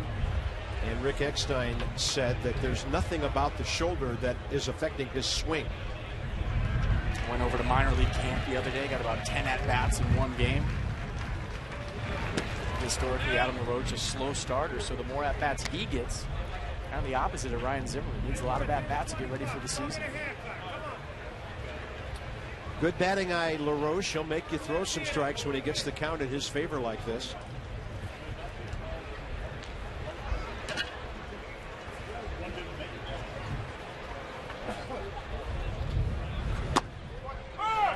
And that was a fastball that he just didn't like enough to offer. It was tailing away high in the zone. And did you see what Adam LaRoche did? A lot like what Mark DeRosa was talking about. He turned to Paul Nauert and said, top of the zone. Is that as high as we're going? Yeah. I know that's a line you used a lot last year. Is that as far as we go? Yep. Then he follows that up, does Pineda, with a good breaking ball. And the count's back even 2-2. It's a very polite way of saying, dude, that ball's way up. Because if you say that, then you're making him mad and you're not going to get the calls. But if you say very politely, is that as high as we're going? Is that the top of the zone? Is that as far out as we're going? Basically, you're telling them you thought that was a ball, but you're also telling them you need to know so you can protect with 2 strikes. Right now, 2-2. LaRoche fights it off. That ball's got some carry. It's going to the wall. It stays in play, and that will enable Chad Tracy to score and tie this game. LaRoche is hung up between second and third, and he'll be tagged out there. I didn't think he hit the ball that well, and that thing just got in a jet stream and took off.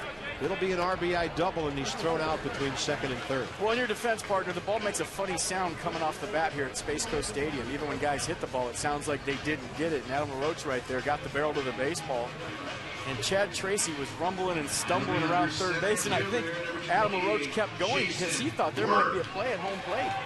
So this is trying to draw a throw right there all the way because, you know, if they looked up and relayed, there was going to be a play at the plate, and it was going to be close. So nice job of base running, even though we made it out by Adam LaRoche, drawing the throw, drawing the attention. Yeah. So the run scores. Yeah, sometimes you have to protect the base runner who's scoring that important tying run. So the bases are empty, 2 outs, and the Nats have tied things up here. That was Adam LaRoche's second RBI of the spring, and Jason Worth is the hitter. His bloop into center that could have been a hit was hauled in by Pena on a good play 2 innings ago. 2 balls, no strikes.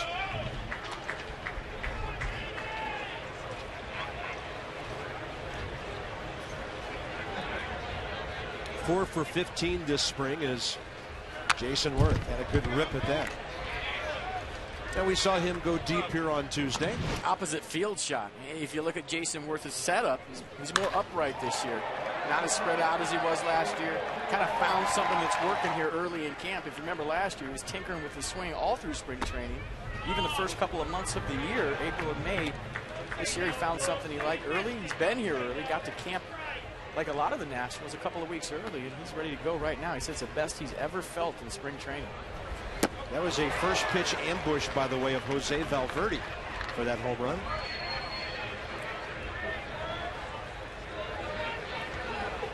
Pineda's still snapping off some good breaking balls here in the 4th inning.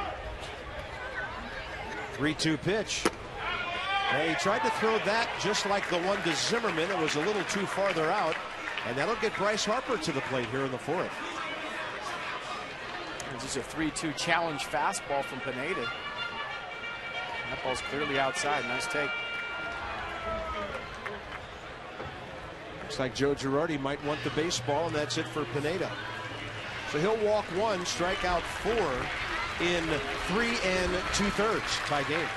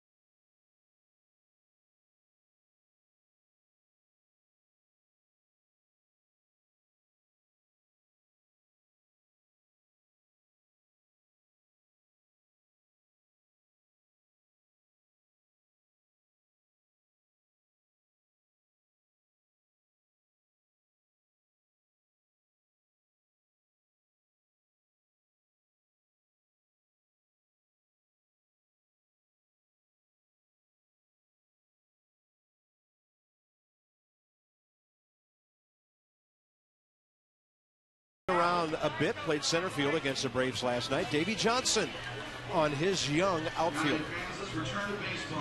I'm just going to be using him just like I would anybody else.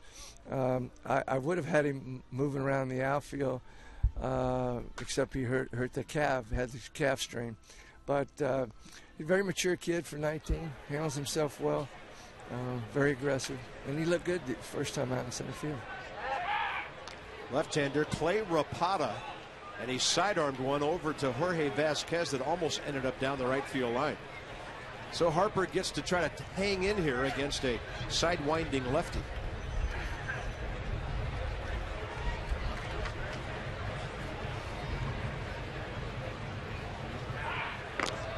They're just a two-pitch guy. Two-seam fastball and a slider.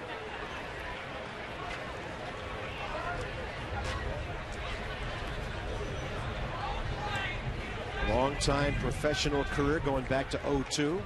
32 games with the Orioles last year when he won a couple of ball games, had a high ERA. Previous stops with the Cubs, Detroit, and Texas.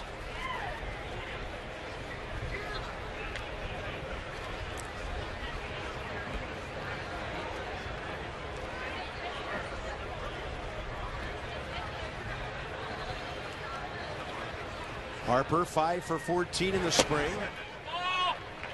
Good take on a pitch that was over but low, and the count's even 1-1.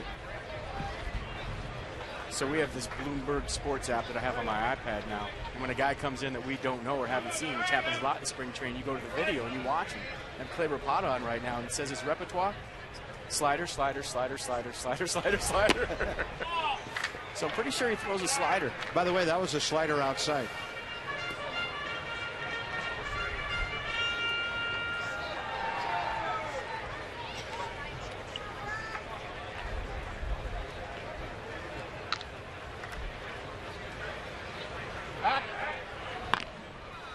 That was a fastball to first, buddy. Yeah. This is one if you're Bryce Harper. Okay, I'm going to see this a lot in my career. They're going to bring in lefties to face me. Sidearm lefties at that. Stay on the ball, think about going the other way. Because everything's going to be away, whether it's a fastball or a slider early in the count. Try to sneak one past you in late.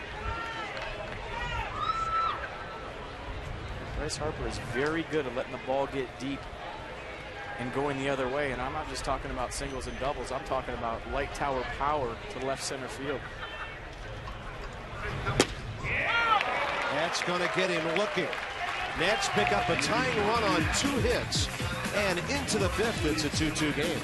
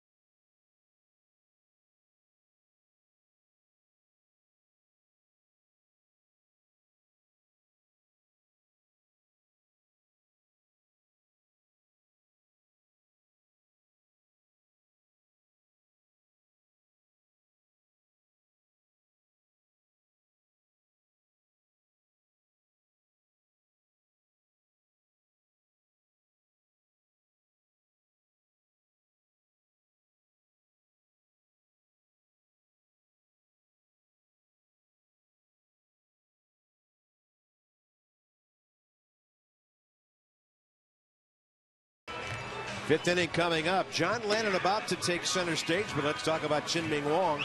Hamstring injury on a play at first base, but he was throwing the ball extremely well. Yeah, I was impressed with the curveball today. He had great action on the sinker, and when he's going good, he really doesn't have to throw anything else. We saw him last year against the Chicago Cubs deal one night, throwing exclusively sinkers, but he had the good off speed to go with it. The day didn't end.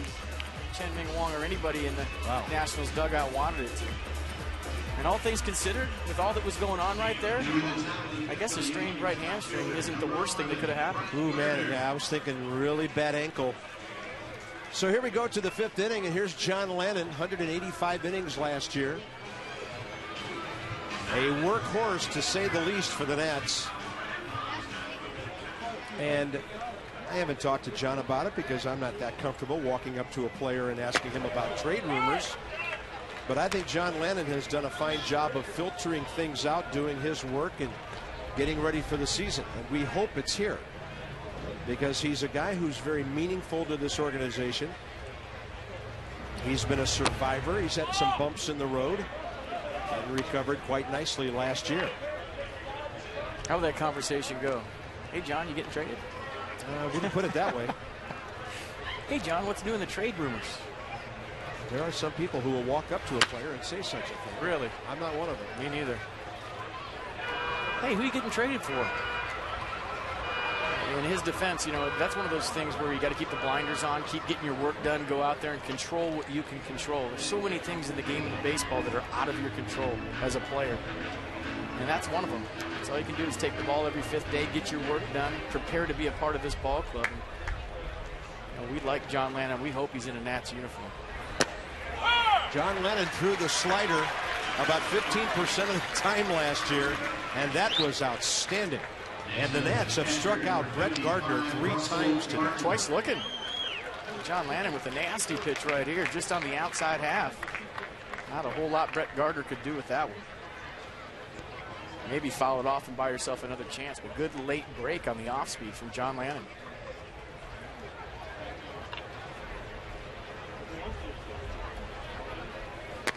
Lannon buries the fastball in on the hands of Russell Martin for a strike.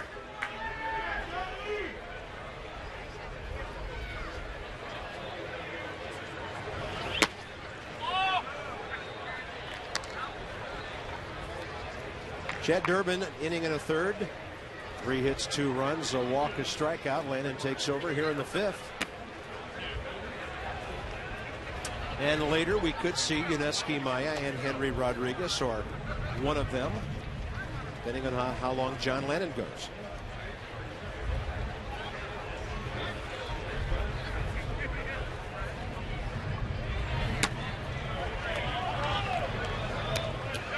John, 5 innings so far in the spring, 7 hits, 3 runs, 5 strikeouts, a couple of walks.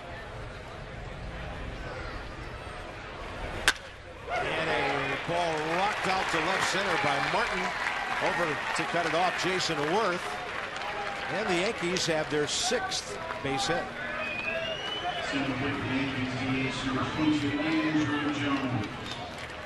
That'll bring in Andrew Jones, the designated hitter. I talked about it earlier in the broadcast. Andrew Jones, 286 versus lefties last year, just 182 versus right-handers. So the Yankees have the matchup they want.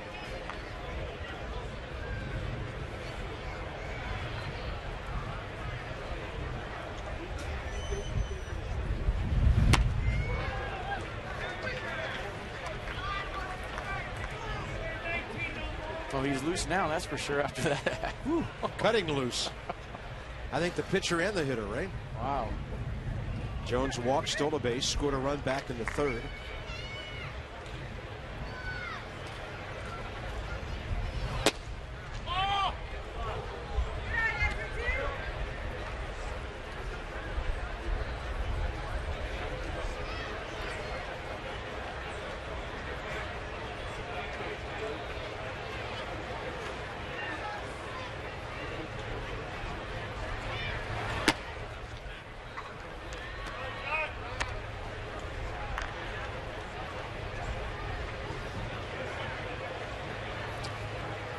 Nats have called over a couple of young pitchers just in case they're needed. Wilson Eusebio and Ben Graham from the minor league camp, just in case they run out of pitchers here today. But if Lannon goes 3, they've only got 2 innings left. That'll help.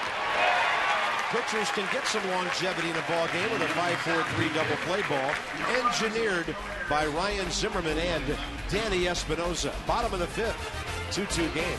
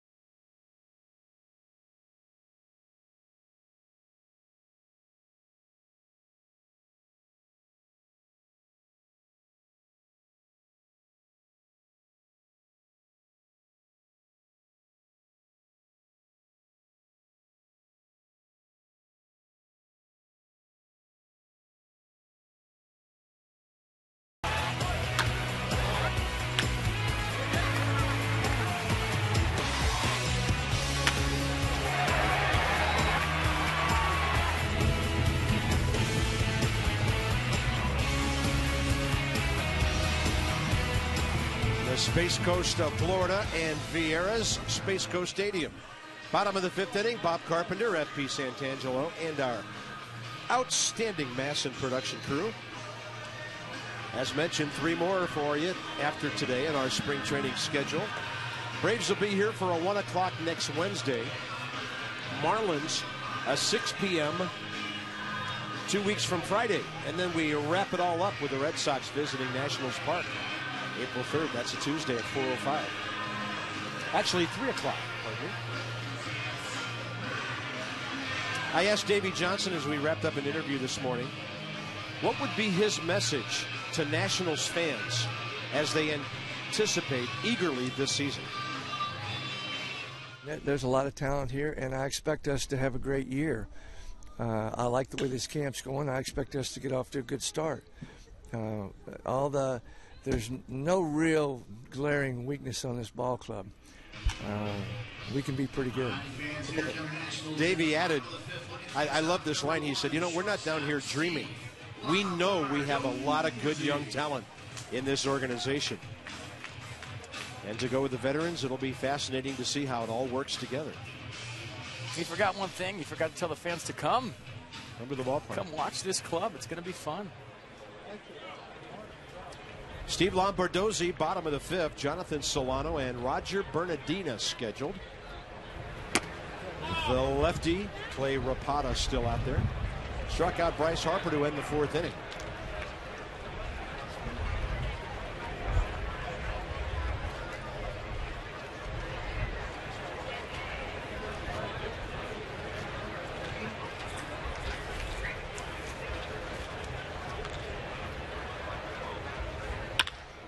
Lombardozzi is 2 for 2. Up the middle first time, got the bat head around that one, and he leads off. The lead run is aboard here, fifth inning. Talking to some people on the minor league side last night, they were talking about Steve Lombardozzi, and they were saying, FP, he's a guy you got to watch every single day. He just grows on you. He might not wow you with 1 or 2 games if you watch him play a couple of times, but when you see him play every day, he just puts the barrel on the baseball. He finds ways to beat you. He makes all the plays wherever you put him. I think that's all Davey Johnson can ask from Stephen Lombardozzi. Coming off the bench, filling in for guys. Well, this combination gave the Nats their first run back in the third. Lombardozzi singled with 1 out. Jonathan Solano in a line drive down the right field corner for a run-scoring double. They're having a nice day. Double RBI. Solano is 26 years of age. He's from Columbia. Hit 275 in 78 games at AAA Syracuse last year. 14 doubles. And he struck out 36 times in 255 at bats. So did a pretty good job of getting the bat on the ball. Took his share of walks. Carlos Maldonado, another catcher, is on the active list today. And of course, you've got the front runners in the organization in Wilson Ramos and Jesus Flores.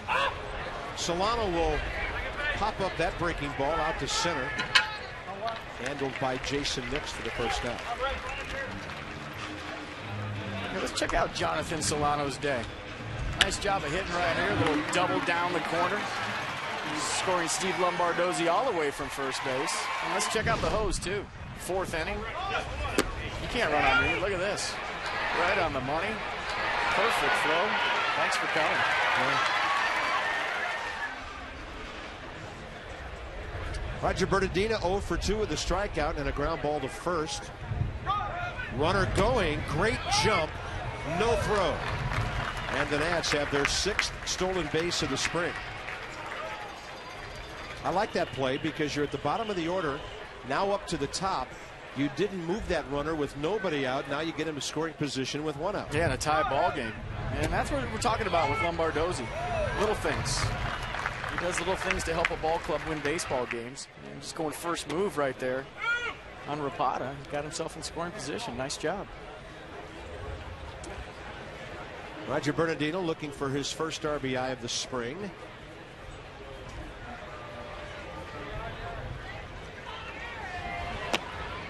And on the 0-2, he takes the breaking ball well outside.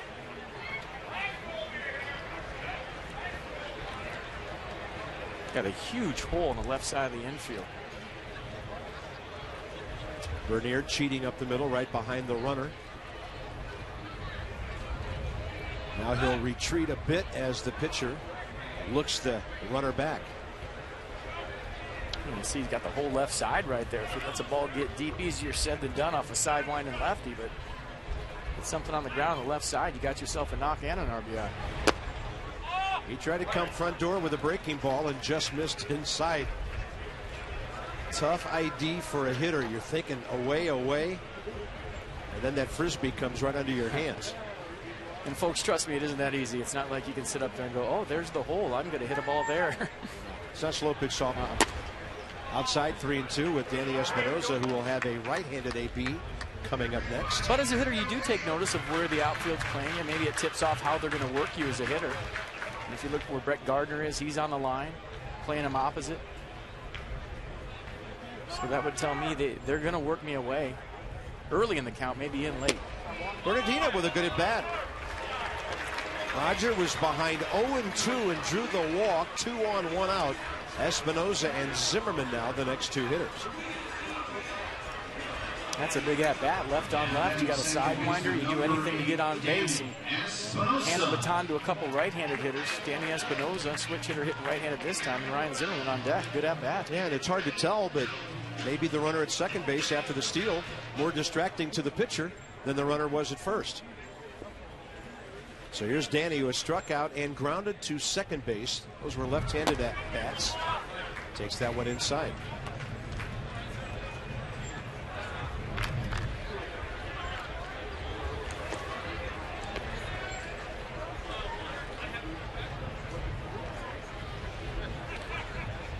Tie ball game, bottom 5. And the lead runs at second base, 1 out. Danny offered and laid off, and he gets the count now in his favor, 2-0. Well, this should be a healthy hat coming up right here from Danny Espinosa.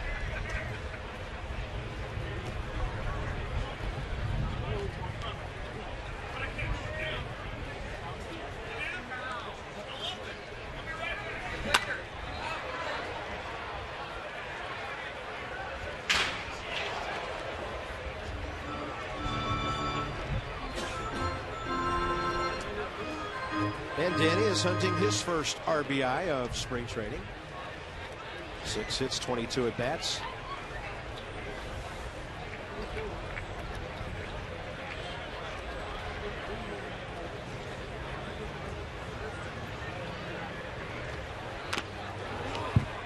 And the count's back even now, 2-2.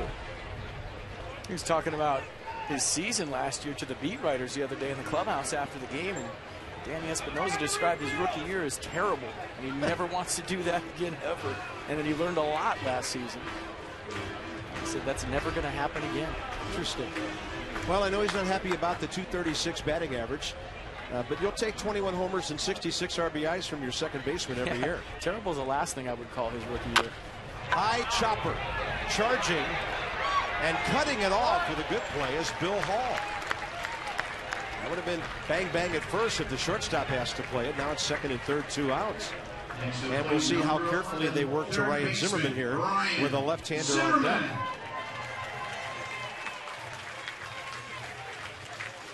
Yeah, pretty good play right there. Third baseman always has priority over the shortstop because he's closer and his momentum's going to first base. But you have to communicate right there.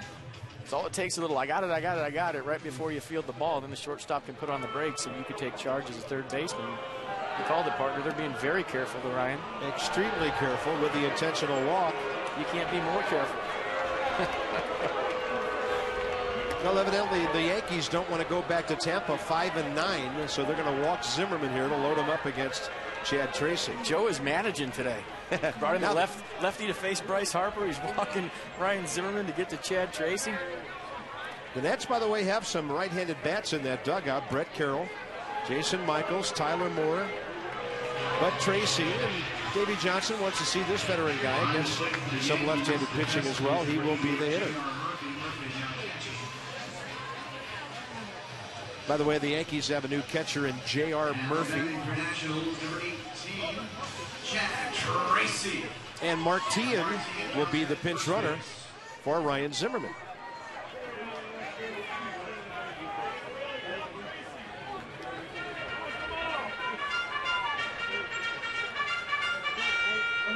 I don't know how many left-handers like this Chad Tracy would face during the season, but still a good test for him with 2 outs and the bases loaded.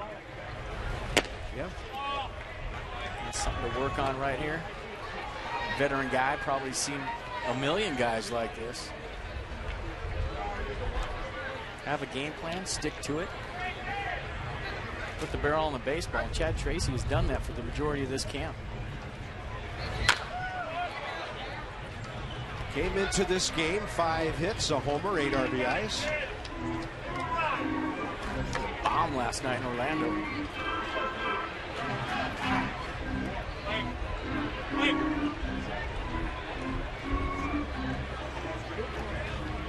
So the Nats have the bases loaded with 2 outs. Tie game. Play Tracy straight away. He pulls it over to his left. Jason Nix covers the ground.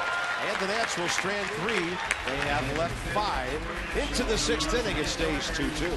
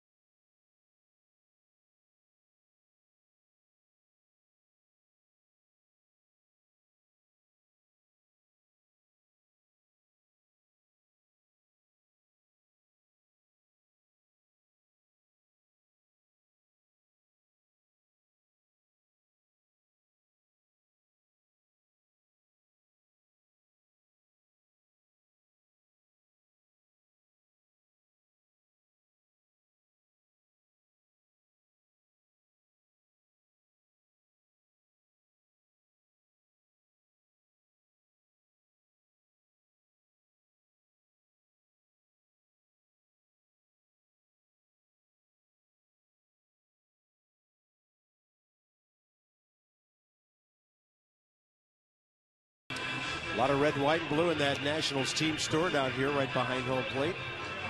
In Vieira, Florida, young guys picking out some cool attire to be Natalie attired this year. John Lannon came on 5th inning, faced the minimum 3 batters, got that double play ball. And a pretty good hook to Brett Gardner to strike him out to lead everything off right there, hitting the spot. And how about the play by Ryan Zimmerman? Little in-between hop. Perfect feed to Danny Espinosa, but you know, it's little things like that with Ryan at third base that you take for granted because you see him play every day. That was a tricky hop. That ball was hit pretty hard. It took a tough hop at the end. Stayed soft with his glove. Perfect feed for the 5-4-3 double play. Mark Teahan stays in after running for Ryan Zimmerman to play third base. Cole Garner is the leadoff hitter for the Yankees.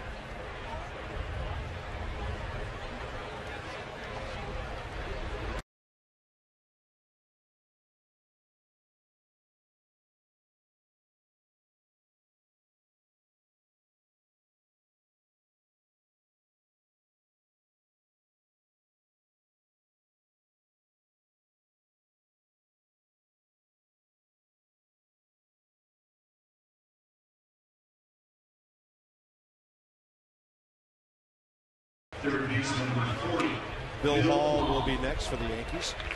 A reminder about those 5-game flex plans that are still available. 4 games, you get a 5th one free. They start at $60. Go to nationals.com/flex for all your ticket information. Reds in for 4 to start the season. Their first homestand will then bring in Houston for 4 and the Miami Marlins for 3.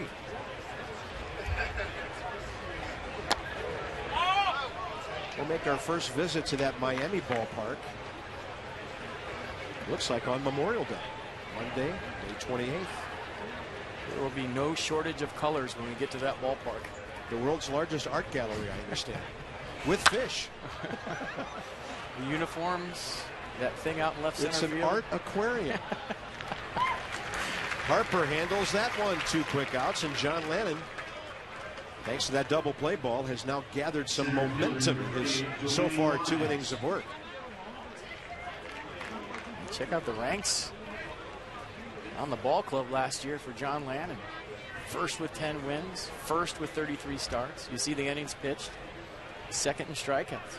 3.70 ERA, and with run support, that 10-13 record would have easily been the other way around, and maybe a few more beyond that. There were just times last year where Nationals pitchers went unrewarded for some of the great work they did.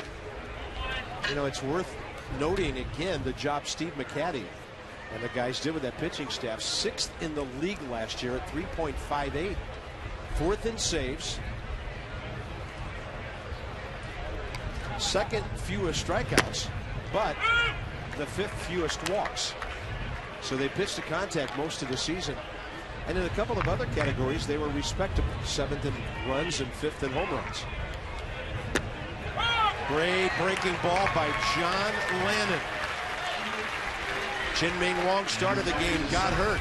John Lannon is doing his part. 2 scoreless innings.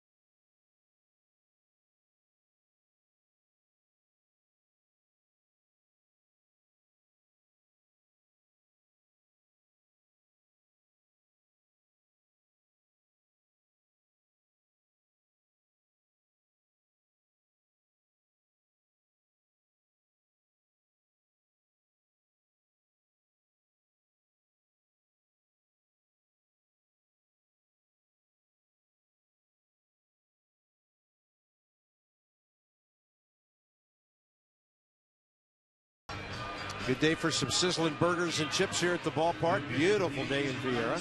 Central Florida, Space Coast Stadium, right along I-95, just south of Cape Canaveral. Notable dates: we're going to open at Wrigley with a day game. A week later at home against the Reds. The Nats go to Fenway and Toronto for Interleague. The Yankees and the Rays come calling. And not to be omitted, of course, our usual home and home with those guys from Baltimore.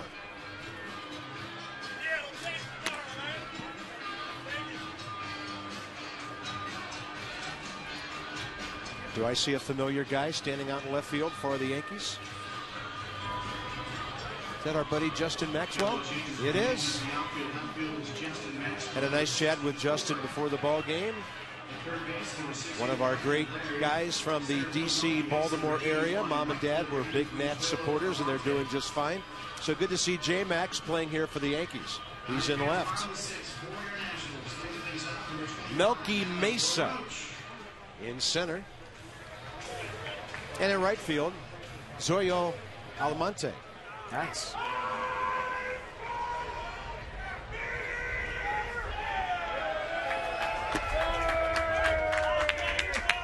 The pitcher is left-hander Juan Cedeno. And Adam LaRoche DHing leads off. LaRoche 1 for 2 with an RBI double.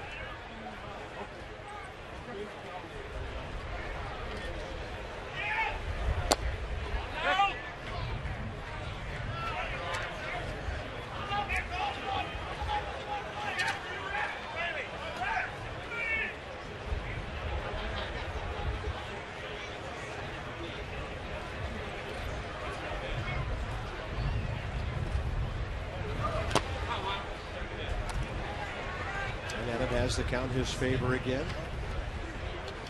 Third base, that should be Brandon Laird for Bill Hall.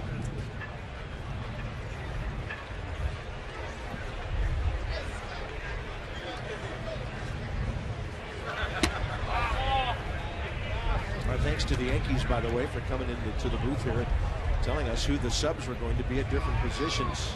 Most ball clubs don't bother to do that during the spring. We are on our own. And the Yankees have done a good job of taking care of us up here. We appreciate that. 3 balls, 1 strike. LaRoche. Ball that almost nicked his jersey, and he's aboard for the 2nd time today. And that's when you look into the skipper and say, I'm good, skipper. Got my work in today. I don't want to face any left-handers with number 97 anymore. 28, Jason Word.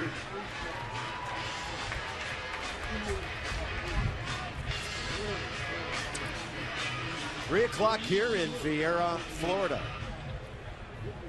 Nats and the Yankees, Bob and FP with you on Masson HD.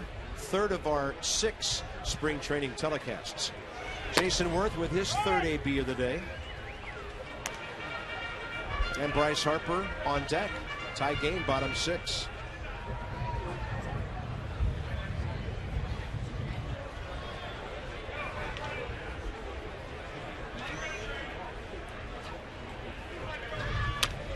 Funny how things could change so quickly down here. Talking about the theme of our opening today, the Chien-Ming Wang, John Lannon situation. Wang gets hurt. We certainly hope not seriously, because he was throwing the daylights out of the ball. And then John Lannon comes roaring out of the bullpen and pitches 2 scoreless innings with a double play ball and 2 strikeouts. And it indicates why you need to have multiple guys fighting for certain spots on the ball play. Oh, competition's a great thing. It elevates everybody's game. Anytime you can be deep enough to have that kind of fight for your 5th spot in the rotation, that's a good thing. Both guys have done very well today. Fastball tails well outside, and Juan Cedeno's about to get himself in trouble here. So what do you think Bryce Harper's thinking on deck right now? Adam LaRoche got drilled almost. A couple of fastballs to Jason Worth have been right down the middle of the left-handed batter's box. Yeah, he is flying open, to say the least. Don't dig in. Bryce is like, please throw me a nasty breaking ball away. I'll be okay with that. 3-2 now. You think about stuff like that when you're on deck. You know, you're never afraid of anybody as a hitter, but you do take note if a guy's a little bit wild. Hits a left-hander before you, or almost hits a left-hander before you. You see some other pitches that would have hit a left-hander, so that's all right, though. You dig in there, you stick your nose in there, and you do the best you can. LaRoche, of course, not a base stealer by any means, but in a tie ball game and a 3-2 count, the Yankees just keeping him close.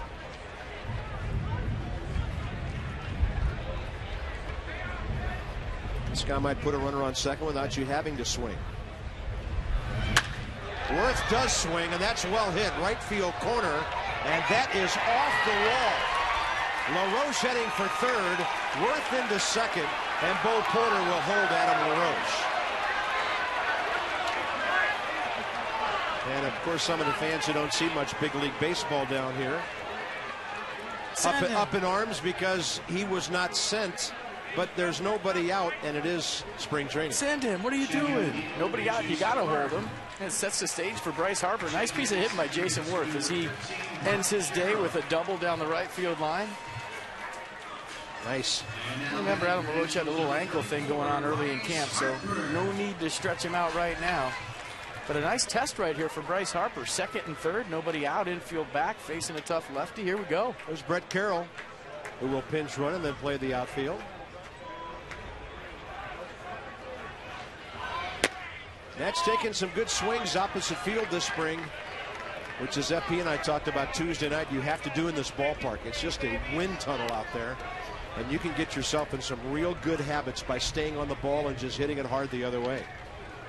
Second and third, nobody out for Harper. Tie ball game against the Yankees. You gotta love having this at bat if you're Bryce Harper. Yeah, he might be on the back page tomorrow if he does something big here. Maybe the front page. Breaking ball, no. 2-0. It's a good take right there. You're all systems go. You're ready to put the ball in play. You're heading the count 1-0. You get a nasty curveball. Pretty good plate discipline, pretty good strike zone discipline for Bryce Harper right there, taking that pitch.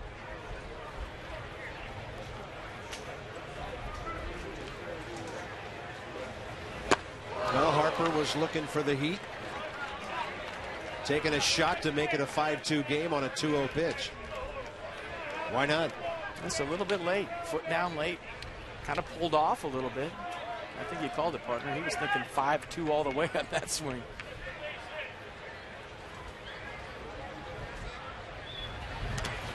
And a take to make it 3-1.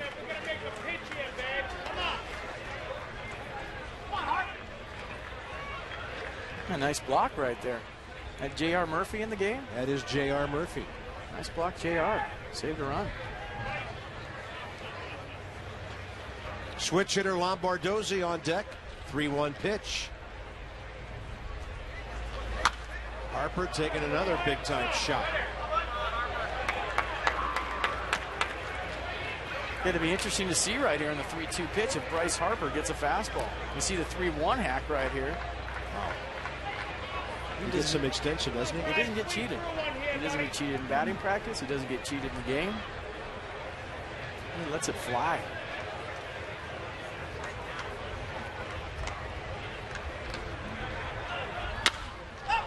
Pops that one up out to short for Doug Vernier. 1 out. Stephen Lombardozzi now. Harper 0 for 3. That pop up. Couple of strikeouts today. He's got the 3-2 curveball down. You see the adjustment. He ditched the leg kick in the 2-strike count. Got the foot down early. And just missed that one. Pretty good hack.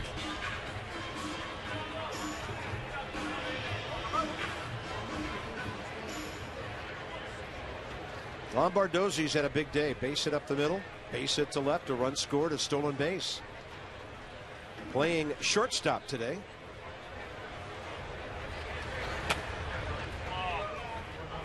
I like the thought process there by Bryce Harper. 2 strikes. He's had a tough day, struck out a couple of times.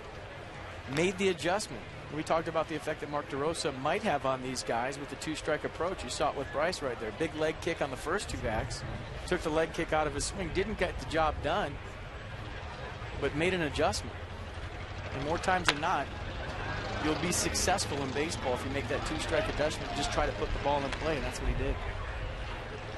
Didn't get the result he wanted, but the process was there. I like it. Yeah, and then he had the count in his favor a couple of times and really tried to whale, change the ball game with 1 swing. Guys like that can do that. Every AB, every pitch, really a learning experience when you're a teenager in a major league camp. Lombardozzi pops it up, and this will be out of play to the right. Now, this is a guy we saw last year, late in the season. Steve Lombardozzi, he is definitely a guy that makes the 2-strike adjustment. He'll spread out, choke up on the bat, check out his defense, and realize that a ground ball to short.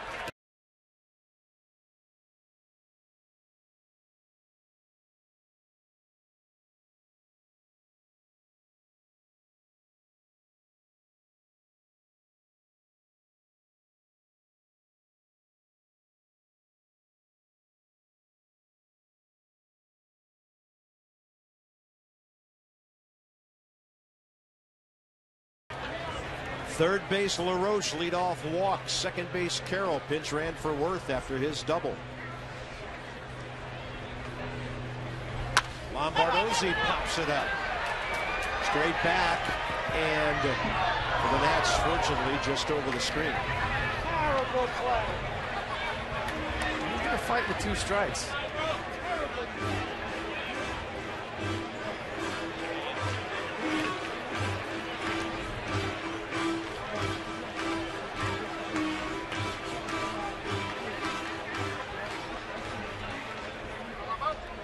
Tie ball game, bottom 6. Hits are even at 6.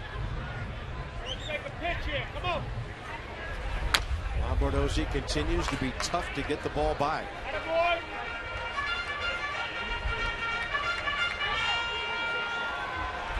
Now, these are the kind of at-bats that, you know, you show your manager you can handle a tough situation.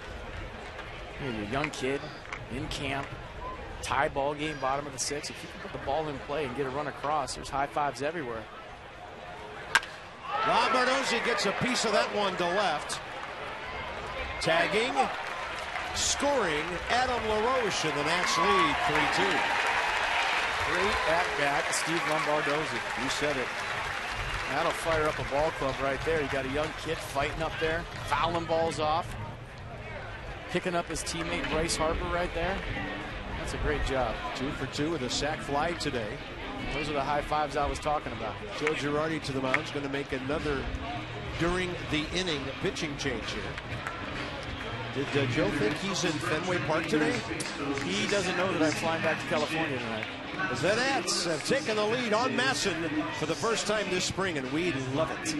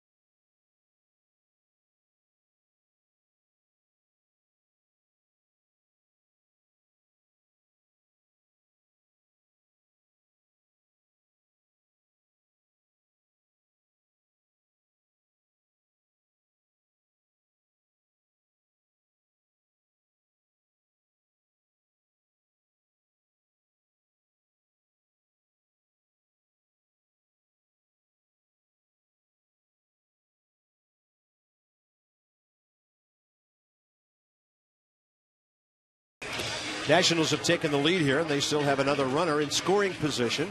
2 outs, bottom 6, a 3-2 game. And how about the sac fly from Steve Lombardozzi? Battling with 2 strikes, fouling balls off. He gets a fastball in the inner half. He hit that ball pretty well into the teeth of the wind, but you know, we've been preaching 2-strike adjustments all day up here. We talked about it with Mark DeRosa. And that was a great job. Just putting the ball in play. Sometimes the simple things like that, the little things, win a lot of games over the course of 6 months.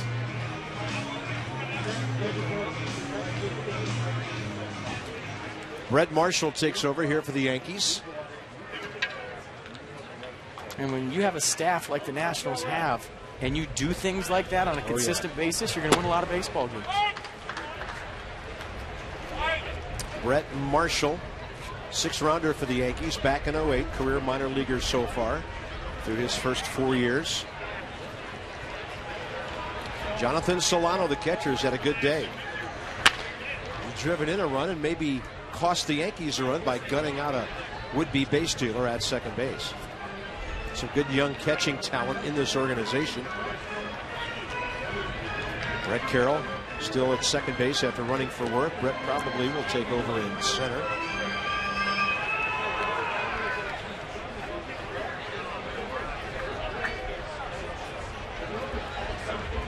Oh, 2 now to Solano.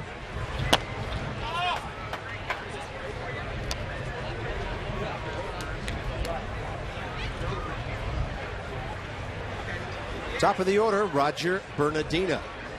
Next.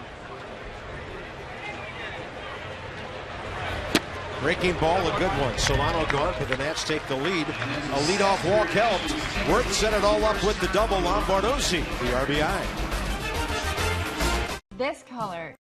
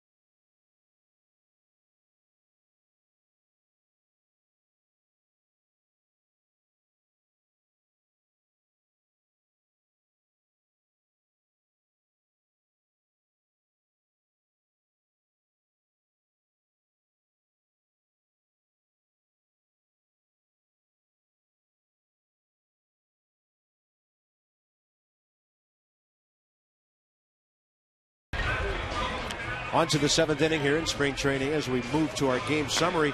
Bill Hall has been the Yankees' hitter of note today. A couple of RBIs. Stephen Lombardozzi for the Nats, the go-ahead RBI, and John Lannon now going out for his 3rd inning. He's been outstanding, getting 6 outs. We talked in the open about the battle for the 5th spot in the rotation. Chien-Ming Wang had great stuff today. The sinker was sinking, the curveball was down in the zone with late bite. Except for that injury he sustained at first base, and let's hope it's not that bad.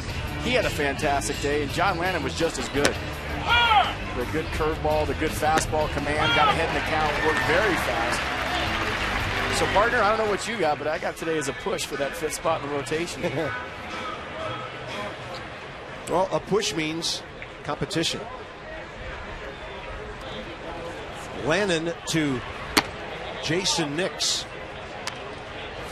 Nats have Jason Michaels in left. As expected, Brett Carroll in center. And then Roger Bernardina has moved over to right field. So Harper is out. Michaels in his spot batting 7th. And the ball will find you, and Jason Michaels will pick up that base hit. Andres Blanco at short now for Lombardozzi. And Solano still behind the plate. This will be the first baseman, Jose Gil, for the Yankees.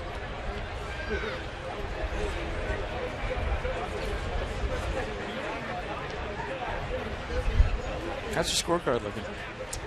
It looks pretty good. Does it? Yeah. It'll be a New York Times crossword here in about 2 innings. That's what mine looks like. Look at that. That looks good, doesn't it? Yeah, I couldn't read that if you paid me. Some sort of graffiti I got going on over here.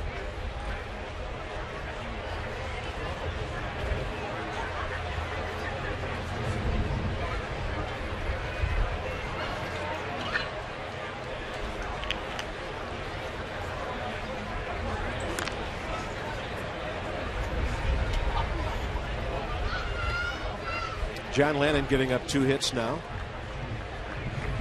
3rd inning of work. The Nats still have Maya, Rodriguez, and a couple of minor leaguers over from camp in case they are needed after Wong hurt the hamstring earlier. John Lannon's fastball upstairs, 1 ball, 1 strike.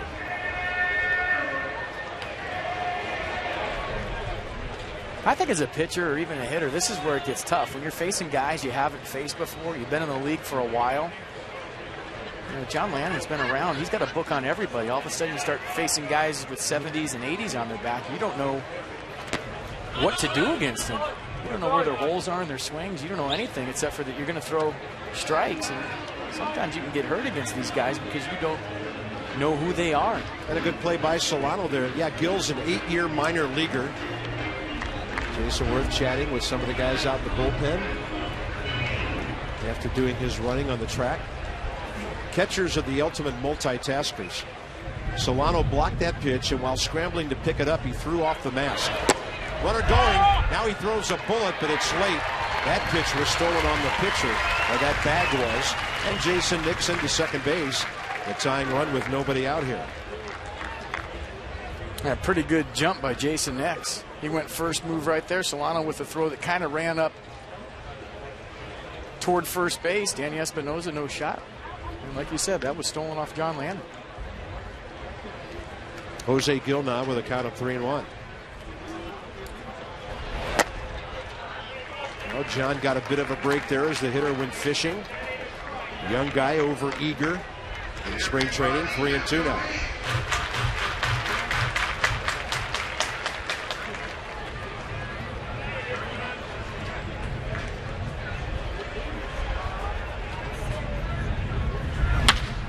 Up the middle, base hit. The stolen base pays off for the Yankees, maybe. Carroll's throw missed by Solano. He was going to try to gun out the runner at second base. The game is tied, and the Yankees have another runner in scoring position as Jose Gil gets the RBI. A nice piece of hitting by Gil, just going right back up the middle with 2 strikes. And a pretty good throw by Brett Carroll. I thought there might be a play at home plate. Jonathan Solano decided to come up and cut this ball off. If you see right there, the runner's not even in the pitcher, and he vacated home. I thought they had a chance to get him. Yeah, Carroll has a good arm. He's a very good defensive outfielder. In fact, several years ago, a diving catch by Carroll in left field in Miami on a ball hit by Austin Kearns snatched a victory away from the Nats against the Fish. And he's always been able to work pretty well in that outfield. Here's Bernier, the shortstop. Doug Bernier.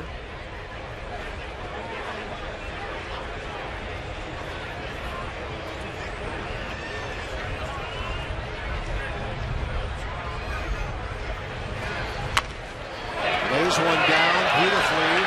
Lannon can't pick it up, base hit. If John doesn't get it on the first swipe, there's no play. First and third for the Yankees, 3 hits in a row. Yeah, perfect bunt by Bernier. Are you kidding me? Everybody knows he's bunting. He squares early. That just goes to show you young players at home that placement is everything on a bunt.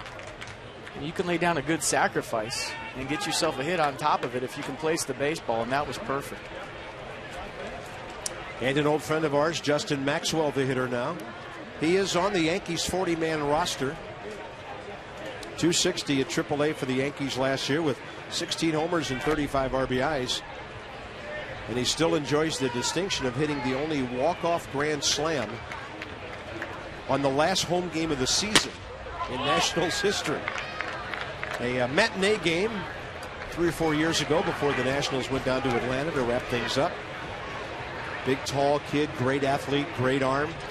They say you're only as good as your last at bat. I bet you he had a fun winter that year. That was fun. Walk-off tater to take to the house for the off-season. Nice.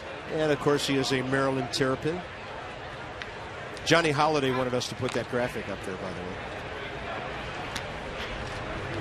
Johnny and Ray back in the studio this year. Can't wait to see our buddies when we get back home.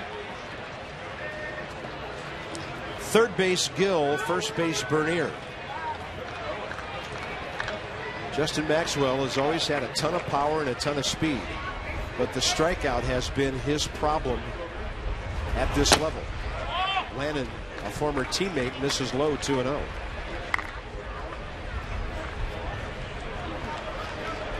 We're told that Johnny and Ray will have their spring training on the 30th. We will have Nats Extra wrapping around our Friday night game here against the Marlins. They don't need any practice. Salty veterans, they can strap it on opening day and be fantastic. 3-0. They are salty.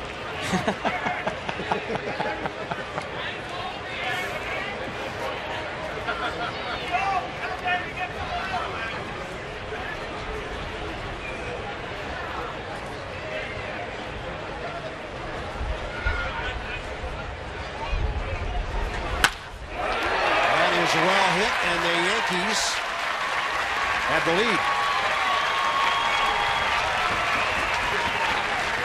Justin Maxwell.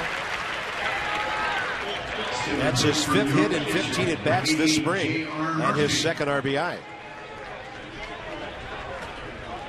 Little 3-0 green light. Sitting on a fastball, got it right down the middle. Pretty good swing. J.R. Murphy will be the next hitter for the Yanks.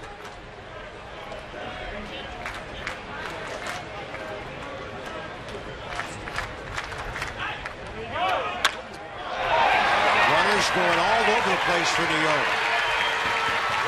Scoring is Bernier, third base for Maxwell. And suddenly the Yankees get to John Lannon for 5 hits in a row.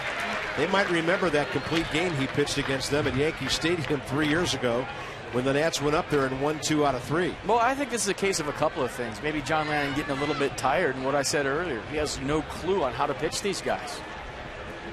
You haven't faced guys before. Sometimes you feel like you're almost naked out there because you don't know where to go. Does this guy handle the ball in? Can he hit off speed? Well, just call a pitch and I'm going to throw it.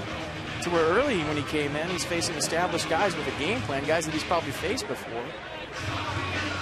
The combination of a couple things here in the 7th inning for John Lannon. Still nobody out in the inning. 5 hits in a row, and the Yankees lead now 5-3.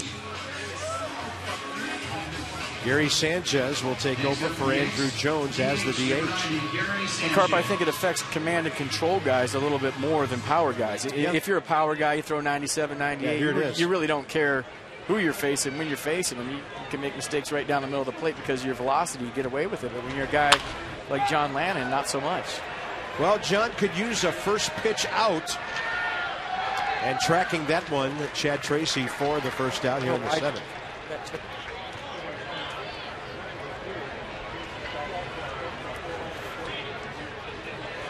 That was pretty funny. Chad Tracy called that ball early. John Lannon got out of the way, and the whole infield went back to their spots. So usually on these there's confusion, but watch when Chad Tracy calls it. Everybody retreats to their base. So Tien's at third. Everybody's where they should be. Sometimes those simple plays like a pop-up in the infield turn into a mess because everybody's calling it. That was a nice job of everybody deferring to the veteran Chad Tracy.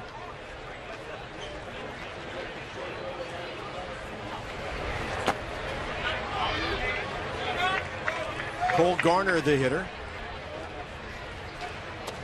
Oh, pardon me, it's Zoyo Almonte. Garner was in there for a while, and now Almonte in right field.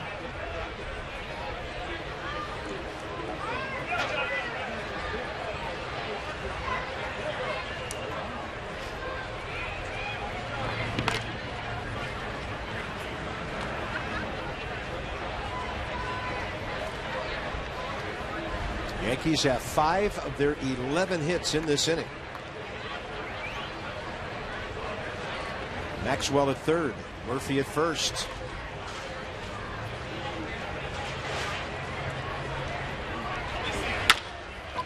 Zimmerman on the charge, or pardon me, Tien, and he gets the force. So used to seeing Ryan play every inning. That drives in another run on a 5-4 fielder's choice. And now the Yankees lead it by a count of 6-3. We have a schedule magnet coming for you on Tuesday, April 3rd, the last game before the guys open the season. Red Sox will be in town for a 3 o'clock first pitch. First 20,000 fans receive a 2012 schedule magnet presented by WB Mason. Go to nationals.com/tickets, and your refrigerator will never look better.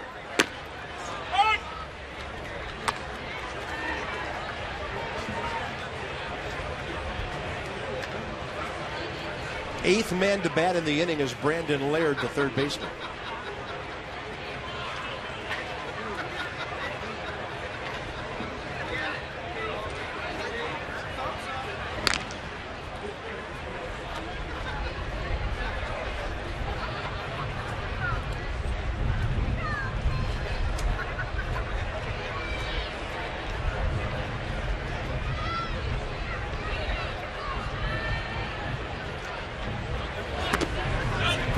Lannon spins one in the dirt.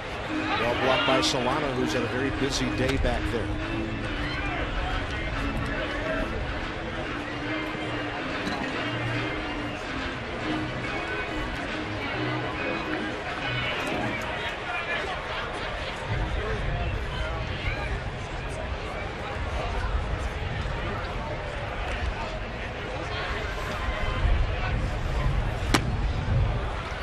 Good run on that pitch, 1-2.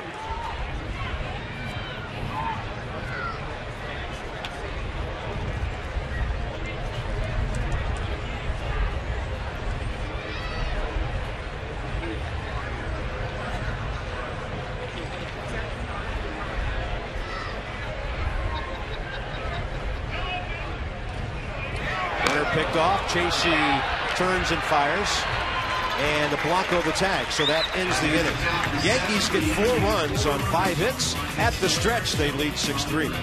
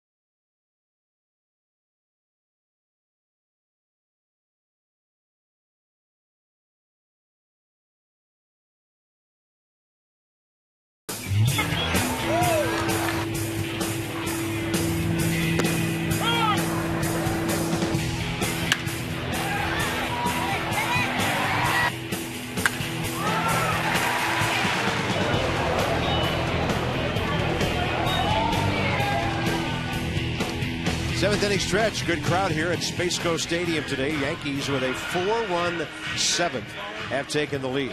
Bernardina, Espinosa, and Tian for the Nats here. Bottom 7. And checking on the Yankee pitcher, looks like Marshall is still out there. Roger Bernardina is 0 for 2 with a walk today.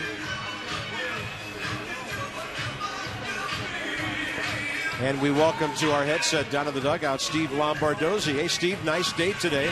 Couple of base hits. You got the RBI.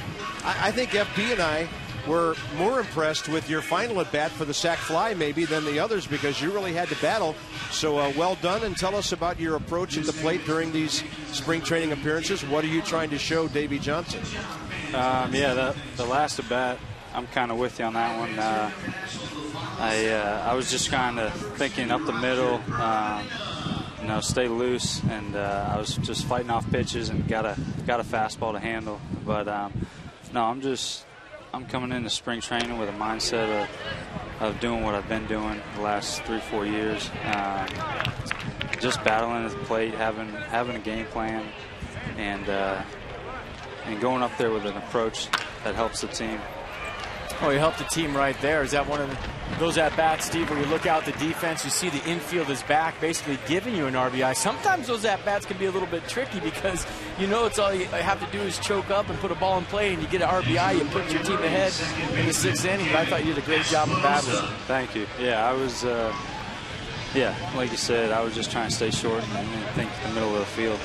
And how much weight did you put on in the off-season? Good weight. I mean, you look like you hit the weight room pretty hard during the winter. Yeah, thank you. That's one thing going into the off season. Every off season I try and really take advantage of is rest up, but also really hit it hard in the weight room. And I was able to put on about 15, 20 pounds since the end of the last season. So. Well, what was it like playing that extra month? I know you played a lot of games in the minor leagues, and for the first time you're playing through the month of September. Did that take a toll on you at all? I think it was definitely, different. But I've gone to instructional league or, fall ball in Arizona. But, yeah, it's definitely different than that. So I think it's just an adjustment you have to make and learn how to keep your body ready and healthy. Danny Espinosa in there. Kind of 1 ball and 2 strikes as Steve Lombardozzi visited with us from the dugout. Well, Steve, this is a very talented infield. I'm sure you'll be glad to be any part of it that you possibly can. When you look from LaRoche to Danny to Ian to Ryan Zimmerman over there, how good is this infield from your vantage point? Yeah, definitely. I think it's an awesome infield. All the guys play the game the right way, play hard. So I'm excited to be a part of this team, and like I've said before, I'm here to do whatever Davey wants me to do. But I think our infield's pretty solid. And Steve, as a young guy that's used to playing every day at the minor league level, have you thought about how you're going to stay fresh and prepare when you're not maybe playing as much as you're used to playing in the minor leagues this year with the Nationals? Yeah, I think I'm looking at it as a good thing. It's something to learn and take advantage of this opportunity to learn how to prepare for maybe playing once or twice a week or pinch hitting later in the game. And that'll be a learning process for me about how I go about getting my work in each day and just preparing for maybe one or two at bats, a night. 2 balls and no strikes to Mark Tian. Came into play third base for Ryan Zimmerman. Actually pitch ran for Ryan, and that ball is low and inside. 2 balls and a strike. Hey, Stephen, last year you come to the big leagues in September. You get 31 at bats. That whole thing kind of a blur to you now. How valuable was it for you to get that call in September? Yeah, I thought it was huge to be able to go up there last year. As a learning experience, and to go up there and get comfortable around the guys and Davey. And I went into the off season, with a little chip on my shoulder because I know I could could have performed better than I did, but to get that experience was huge for me. Hey, Steve, thanks for your time, buddy. Good spring, and we'll see you around. All right, thanks, guys. Steve Lombardozzi, just 23 years of age. We go to the 8th inning, 6-3 Yankees.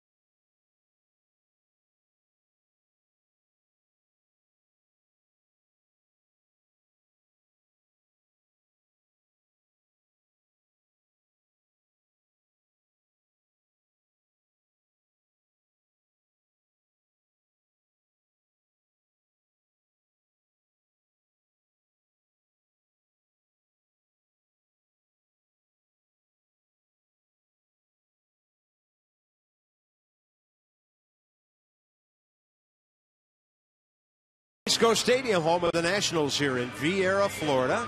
We're going top 8. Yankees on top, out hitting the Nats 11-6 and leading 6-3. Today's copyrighted telecast presented by Authority of the Washington Nationals and may not be reproduced or retransmitted in any form. And the accounts and descriptions of this game may not be disseminated without the expressed written consent of the Washington Nationals. John Lannon out for a 4th inning of work.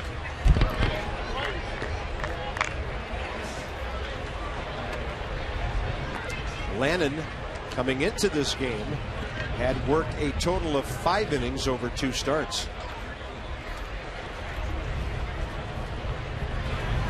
You think there's maybe a little lab work going on here for Davey Johnson, FP? He wants to see how John comes out and responds after a tough inning, maybe? Well, I think it's just the time in camp when you start to stretch your starters out a little bit. I mean, you got to get them up to the 100-pitch count for opening day, get them ready to start the season. And John Lannon's going to be one of your starters. Oops, it's time to extend him a little bit. Andres Blanco dropping that ball for the Nationals, their 10th error of the spring. Most of them have happened at shortstop. Center play for the first time for the Yankees, number 81 center fielder, Melky Mesa.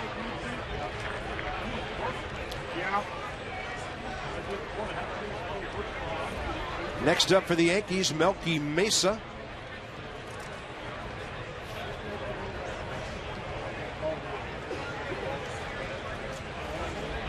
Melky Mesa's a 40-man roster guy.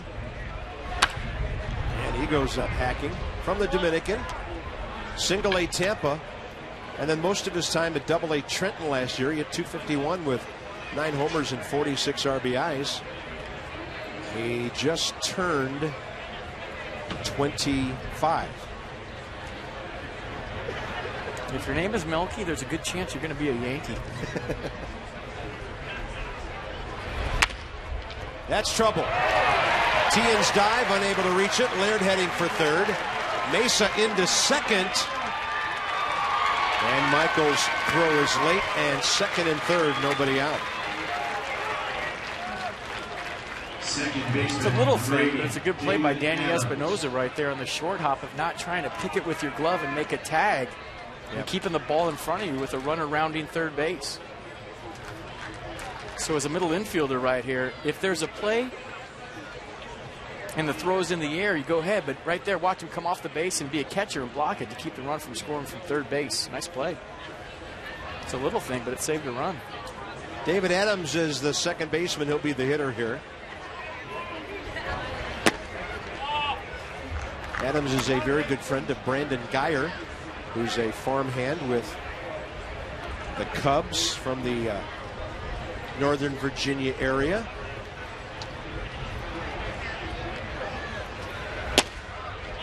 And that one misses 2-0. They say this kid is really a good defensive second baseman.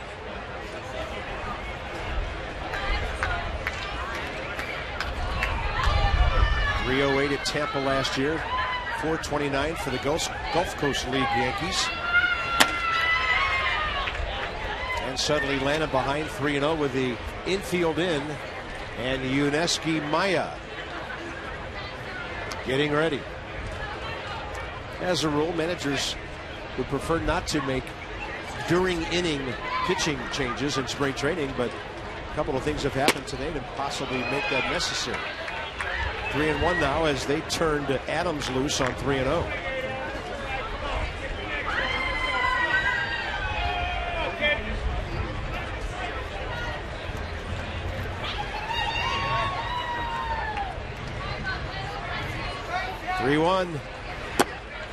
Bases loaded.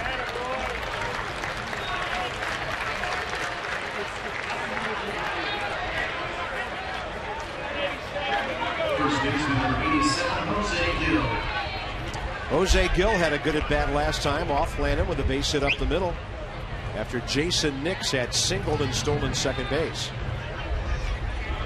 That was the first run of that 4-run Yankees seventh that put them on top 6-3.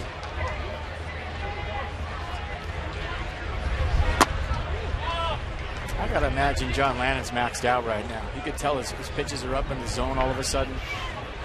And I think this might be a pitching change right here, even though Steve McCatty's going out to the mound.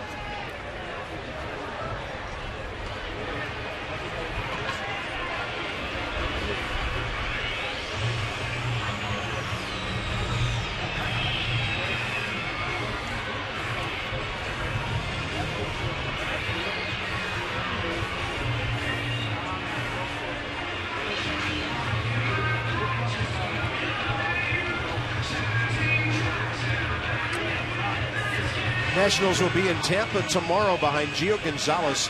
He will face CC Sabathia. Then back here on Saturday with Jordan Zimmerman against the Marlins. Our next game on Mass and HD next Wednesday against the Braves. You know what Steve McCatty told him? Triple play right here. Here we go. I like it.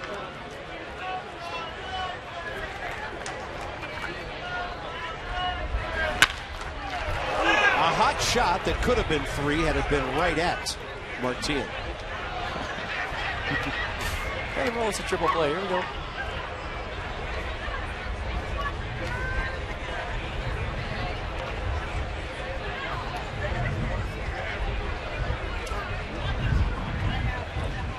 Couple of long innings here, 7th and 8th for John Lannon. 8 batters last inning, 4 runs. First 3-minute board here. That one gets right through Solano, and it's 7-3. Didn't look like that bad of a pitch.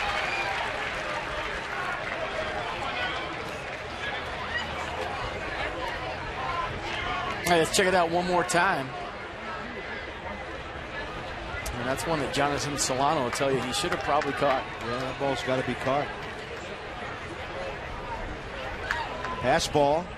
2nd and 3rd now. Double play or triple play possibility. Erase. Infield in.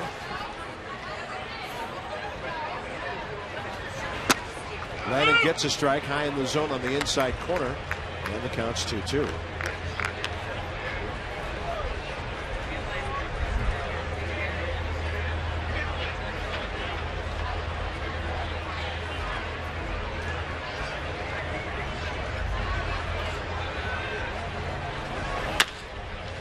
Center field backing up is Carroll. Easily tagging and scoring will be Mesa. Both runners trying to move up as Carroll shows off that arm. Out at third base. 8-5 on the double play, and Brett Carroll shows us a great arm for the 2nd time today. Now, what a great throw by Brett Carroll. Like I said earlier, I thought he had the runner that was trying to score from center field. You look at a pitcher perfect one-hop throw. Even Rick Ankiel in the dugout said that was a good throw. And that's the kind of things Davy Johnson's looking for. Guys who can do things to help you late in a ball game if they're not regulars. And we mentioned what a good defensive play Carroll is.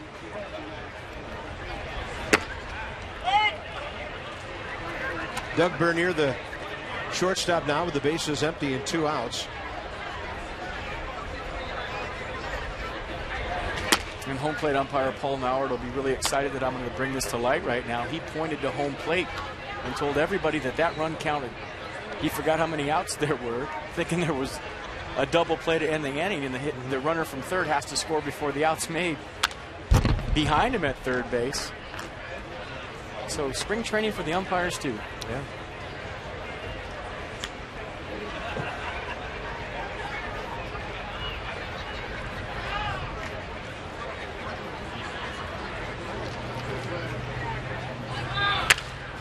Third base way, Martin behind it.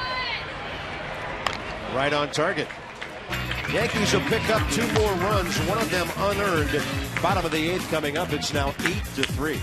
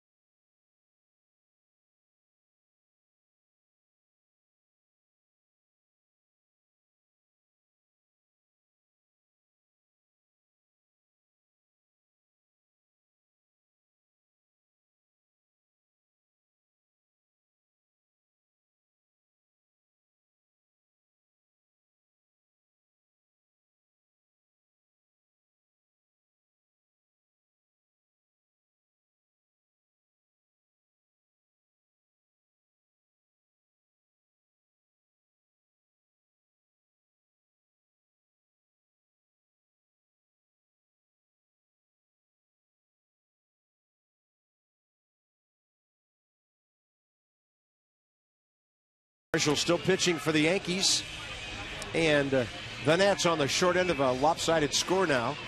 And a reminder, we have a lot going on for you the opening weekend. Thursday against the Reds. First 20,000 fans, the opening day ball cap presented by Geico. The Natitude t-shirt from 106.7 The Fan Friday night, first 15,000. And then Saturday, first 15,000. PNC Bank brings you the Stephen Strasburg bobblehead. Check it all out at nationals.com/tickets.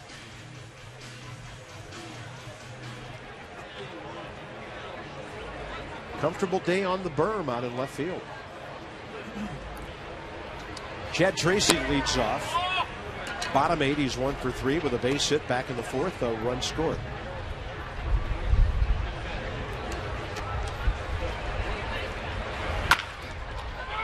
Solidly hit, and not a whole lot Gill could do about it at first base. Looks like Tracy has himself a 2 for 4 day. That was a bullet. That better be called a hit after some of the scoring we saw the other night. Don't get me going. Yeah, check out the swing. Chad Tracy barrels it up. I'll tell you what. My whole career, I was the guy that came in late to spring training games here in Florida and in Arizona. You come into a game late on a hot day, that infield's had a chance to dry out with a bunch of cleat marks everywhere. Mm-hmm. There are some nasty hops in the last half of spring training baseball games in pretty much every infield. Yeah, they dragged the infield once during a spring training game as opposed to 2 separate times during a regular season game. And now we know that Adam LaRoche stayed in after that tight fastball that walked him last time because he's the DH and wanted one more AB today. A double, a walk, having a nice day. Yeah.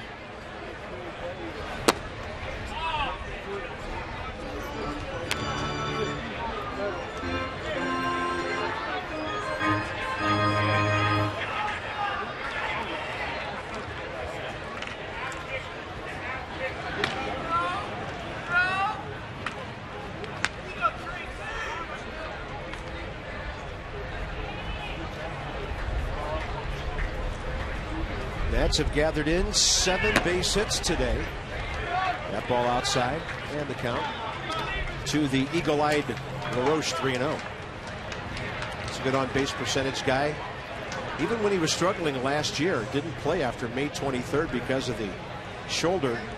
He was very selective at the plate and was getting some bases on balls. Taking on 3-0 with the Nats down by 5. Well, that strike right there is a good thing for Adam LaRoche. He wants to get some swings off. He walked his last time up. I wouldn't be surprised if he expands the zone right here. Just a little bit.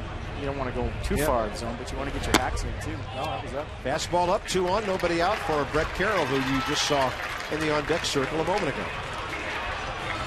First walk issued by Brett Marshall.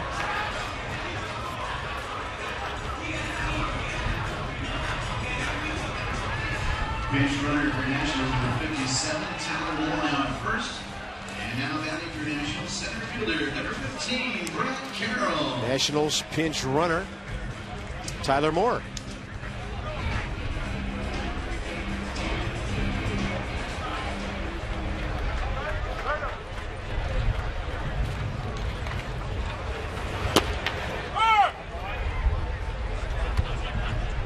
Brett Carroll this spring, 5 hits. Pardon me, 4 hits.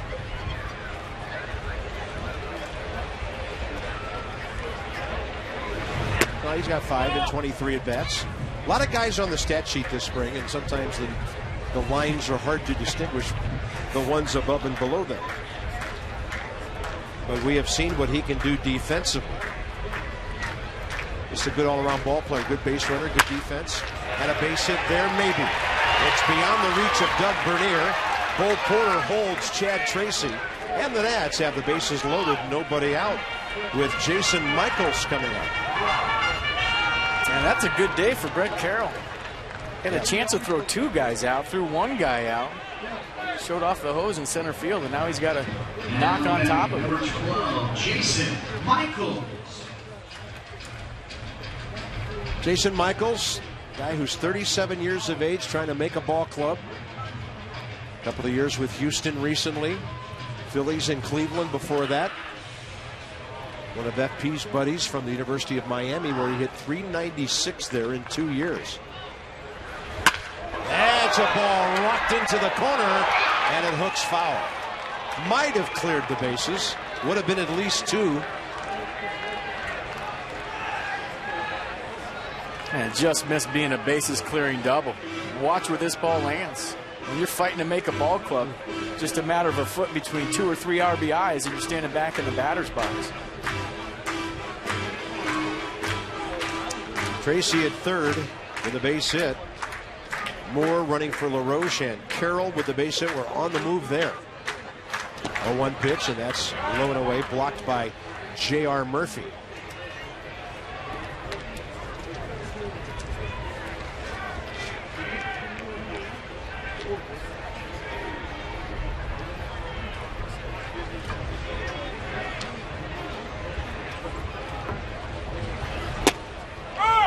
That ball fades to the inside corner.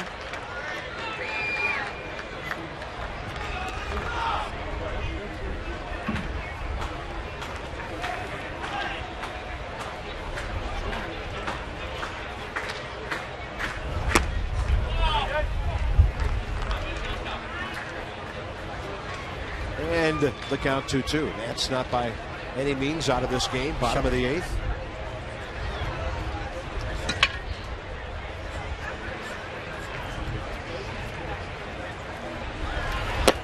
Check out Jason Michaels right now with the 2-strike approach, choking up on the baseball bat. Got some potential RBIs out there, trying to play some catch-up balls. Just off the knob a little bit. Gives you a little more bat control. Just trying to put the ball in play right here. 3-2. Michaels off the end of the bat has got some carry to it, and that breeze goes to the track. 2 men will move up, and the Nats now down 8-4 as Michaels collects the RBI, and a pretty good job of hitting. That'll be his 4th RBI this spring. That's a good AB right there. Off the bench, cold. You just miss a double down the left field line. You got to get back in the box and regroup. You get to a 2-strike count. Take a little out of your swing. Take what they give you. Sac fly to right. Nice job. Andres Blanco, the shortstop, will be next with his first at bat today. Blanco just 1 for 14 this spring. Known as a good defensive player.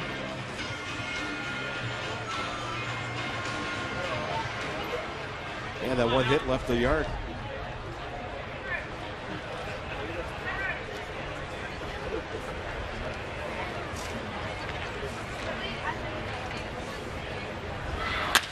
He goes up hacking. Out to right center. Tagging is Moore. He will score from third, and it's an 8-5 game. Another good at-bat right there. Pretty good job all around by the Nationals offense. They have situational hitting.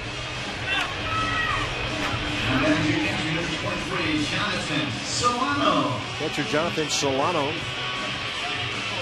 and Chad Tracy, the only with Bernardino Espinosa, the guys who've gone all the way so far today, and he's had a really active day behind the plate. Trying to keep things alive for Roger Bernardino on deck.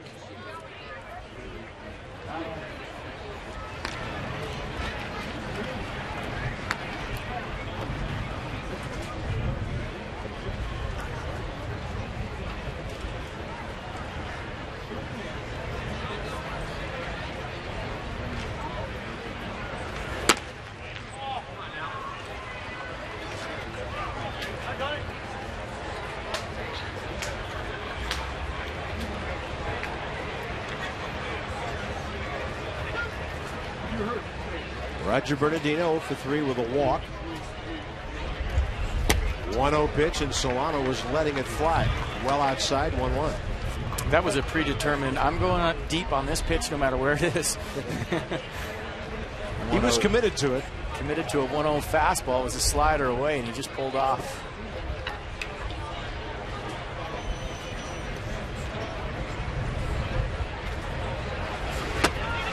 And a breaking ball gets him in the dirt, and it's 1-2. Probably going to get another one.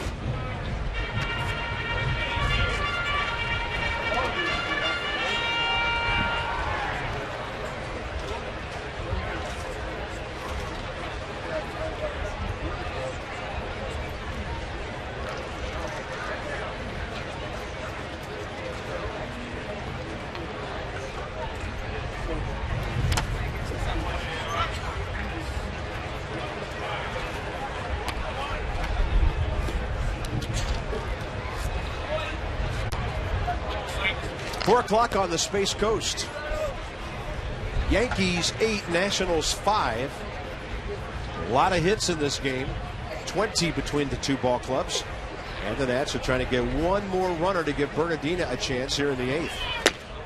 That'll do it for Solano and the Nats. 2 runs on a couple of hits around the walk, sac flies, and into the 9th we go.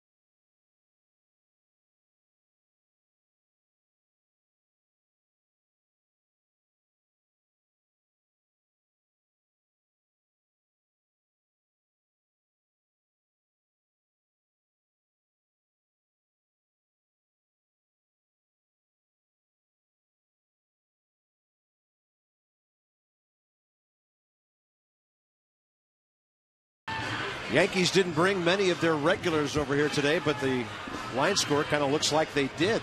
8 runs on 12 hits.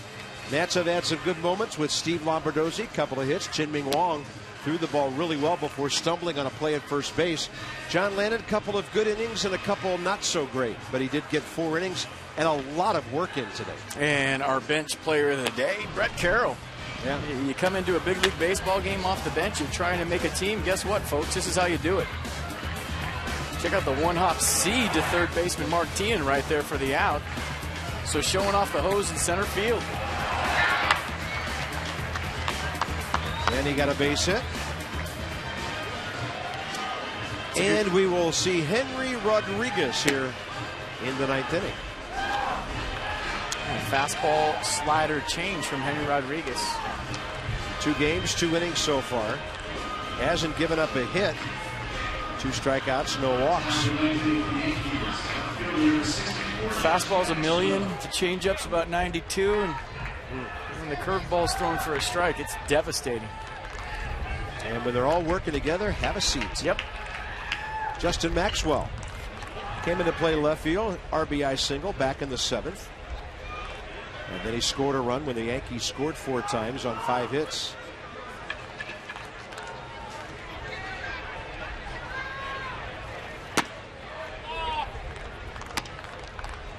Fastball high to a guy who's like 6'5". Justin does have a large strike zone. I think you said it, partner. When he's throwing the fastball, curve, and change for strikes, 2 words come to mind that hitters probably mumble to themselves every time they face Henry Rodriguez, and that's not fair. Justin Maxwell with a nice swing going the opposite way.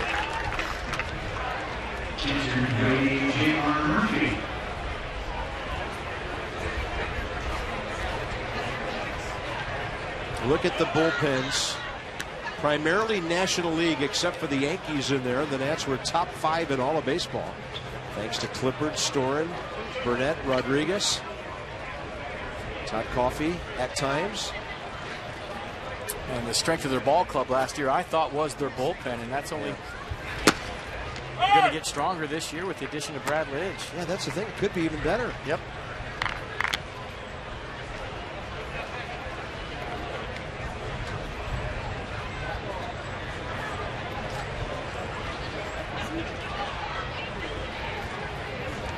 Catcher J.R. Murphy.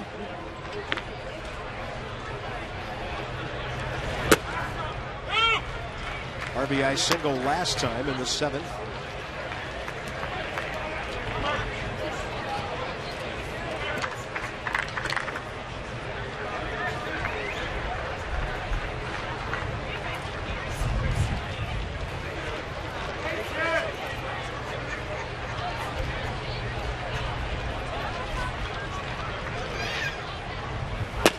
Rodriguez tries to paint on 0-2. That was about 100 miles an hour, not too far outside. Usually this time in a spring training game, the strike zone gets a hair bigger, but right now it's getting a little bit smaller. That's a good pitch. Yeah, it's a good fastball to show on 0-2. Really not hittable. If the guy bites, you got him.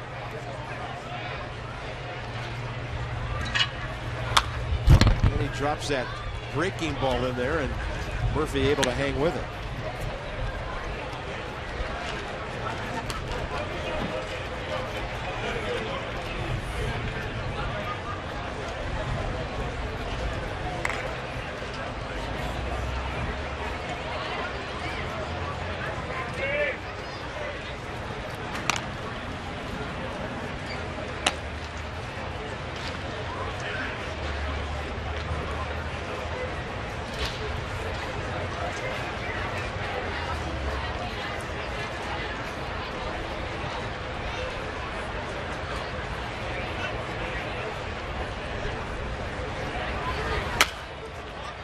Able to spoil another one is Murphy. Yeah, there was times last year when Henry Rodriguez came into the baseball game and it was game, set, match. And there was also times when he struggled with command, but I thought the more confidence that Davey Johnson showed in him throughout the course of the season, the better he performed. Remember late in the year, he put him in a couple save situations. He got the job done. He had a couple 8 innings where he gave Tyler Clippard the night off and got the job done. And You know, I think that's what Davey's goal was with Henry, to show him that, hey, you know, we're not afraid to throw you in big situations. And the more big situations he was in, the more he developed and the more strikes he threw. I think early in the year, even when Jim Riggleman was here, he was maybe a little afraid to put him into a situation to where some walks would hurt him. But when Davey Johnson took over, showed a lot of confidence in Henry, and I think you see the results. The second half of the season, he was good. Runner going, out of play right side. Quite a battle here between Murphy and Rodriguez. Henry ended up pitching in 59 games for the Nats with a 3.56 ERA, 70 strikeouts in just under 66 innings. But 45 walks, that's a number that needs to come down. This guy gets a 2 to 2.5 or 3 to 1 strikeout to walk ratio. He's going to be pitching for a long time. Yeah, those 45 walks led all relievers, but I think the more experience Henry has, the more strikes he's going to throw.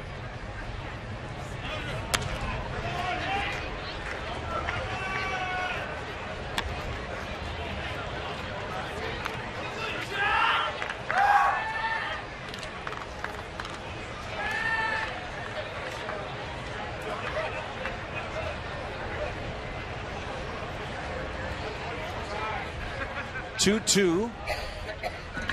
Maxwell running. Murphy again.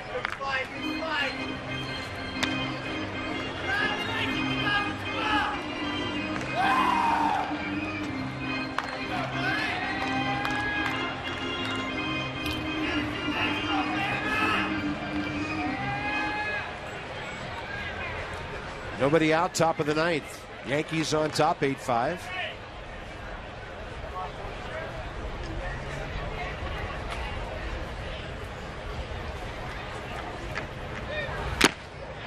Looked like he took a little bit off. That thing had some late dive to it. Changeup, huh? Nice compliment to that high, hard heater. That was his out pitch a lot of times last year. He'll climb a ladder with 2 strikes with the triple-digit fastball, but you see the changeup right there, just getting inside. The loose grip, 88 miles an hour off of 98, a 10-mile-an-hour difference. And most hitters would be out in front of that.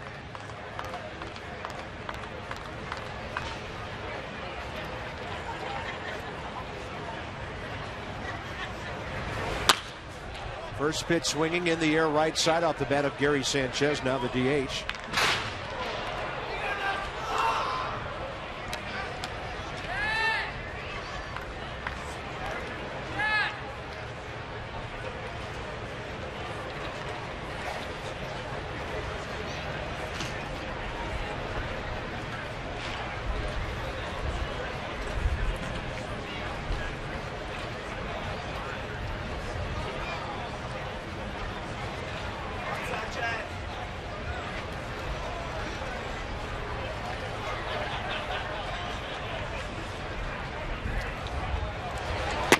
That's a nasty breaking ball that comes front door for a strike. And let's check it out one more time. He's getting out front, getting on top of it, backed up a little bit, but just caught the inside corner.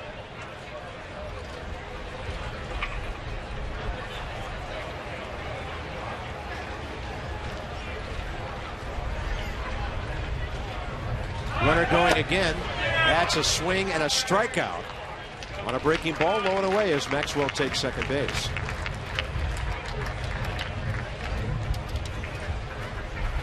So it goes back to it. And they threw one good one, and this one a little bit shorter. Had to commit to it, and it didn't get there. Great jump at first base. Even if Solano catches that ball, he's got no shot.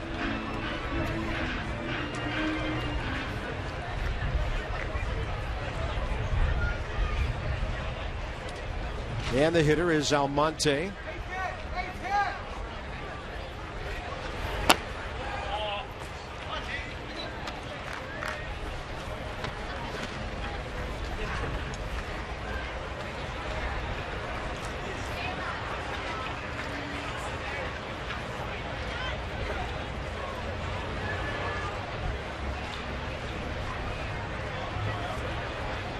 Henry Rodriguez has spent an awful lot of time occupied with a base runner in the ninth inning of a 3-run spring training game. Pretty sure with 2 outs, he's not going. That ball is hammered to left center. Carroll is there. That's where fly balls go to die, by the way, in this ballpark. Bottom of the ninth coming up, and the Nats will need a big inning. It's 8-5 Yankees.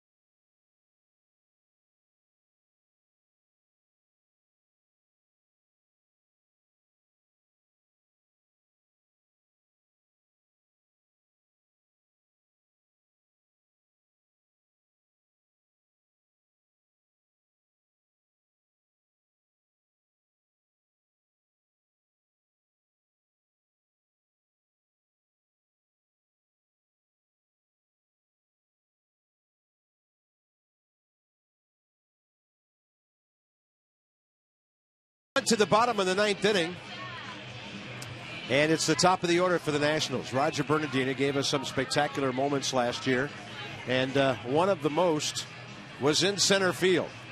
A play that we have never gotten tired of looking at. That looks like Mike Stanton of the Marlins, and look at that. I'm still amazed every time I see it. Yeah, that doesn't get old, right? One of the best plays you'll ever see in center field. And I can't believe the ball stayed in his glove. Yeah. I mean, I can believe he got to it because we've seen Roger Bernardina get to balls before that we didn't think anybody else could get to.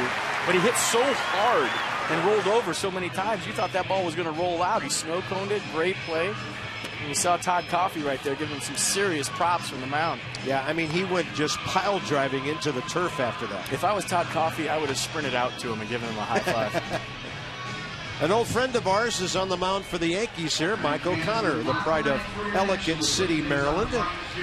He made a start, 5 games for the Nationals in 08, 21 games, 20 starts for the Nationals 2 years before that. Major League record of 4-10, 35 appearances, 21 starts. Mike has a good breaking ball. Faces Bernardina here. He goes fastball, and that slams right off the guys behind the plate to start the bottom of the ninth. Bernardina 0 for 3 with a walk. And speaking of old friends, Lance Nix's wife, Brooke Nix, in the house to see Jason Nix play today. Lance, of course, with the Philadelphia Phillies this year, but when they got married in the offseason, congratulations to them. And I'm not going to wish Lance Nix good luck because he's playing for the wrong team this year. Yeah, he's on the other side now. But a great guy, and we miss him. Yeah, Mike O'Connor, George Washington Colonial.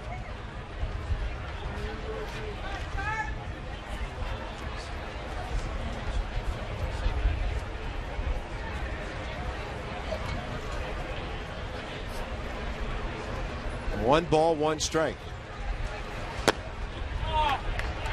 Mike O'Connor still has that familiar delivery of his where he really rocks way back on that back leg.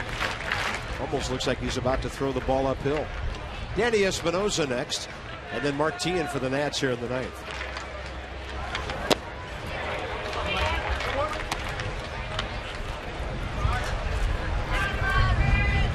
O'Connor last year made 9 relief appearances for the Mets with a 2.70 ERA, 39 relief appearances at Buffalo. So he was in the Nats organization into the 2009 season. Kansas City for a while, and then the Mets. Oh! And Roger Bernardina is not happy. He got hammered right in the middle of the upper back there. You see the command today from a lot of pitchers, not where they want it to be. Obviously, it's pretty early in camp, 20-plus games left, and you look at Bernardina right there. Yeah, that was right on the tricep. Yeah, that was right arm, wasn't it? You know what? With his triceps, I feel sorry for the baseball.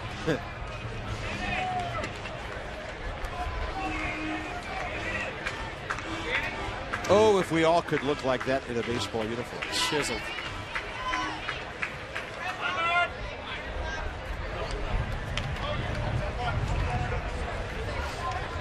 Danny Espinosa, 2 strikeouts, 2 ground balls today, 0 for 4.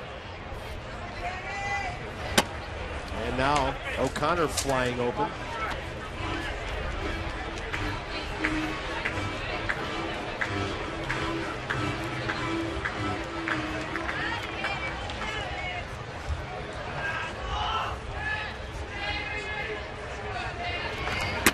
Way outside, 2-0.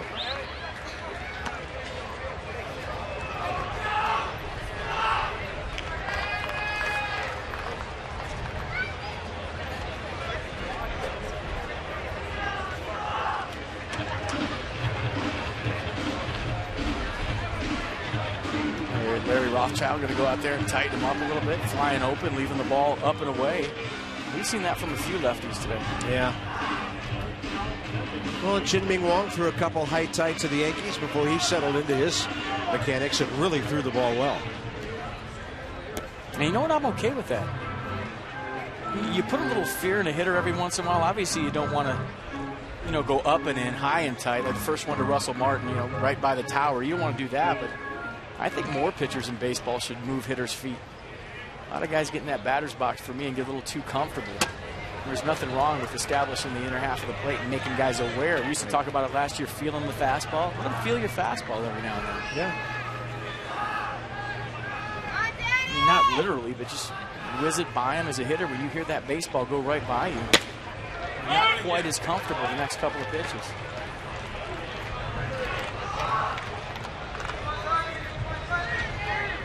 Three balls and a strike. O'Connor to Espinosa. Danny unable to catch up with a high fastball.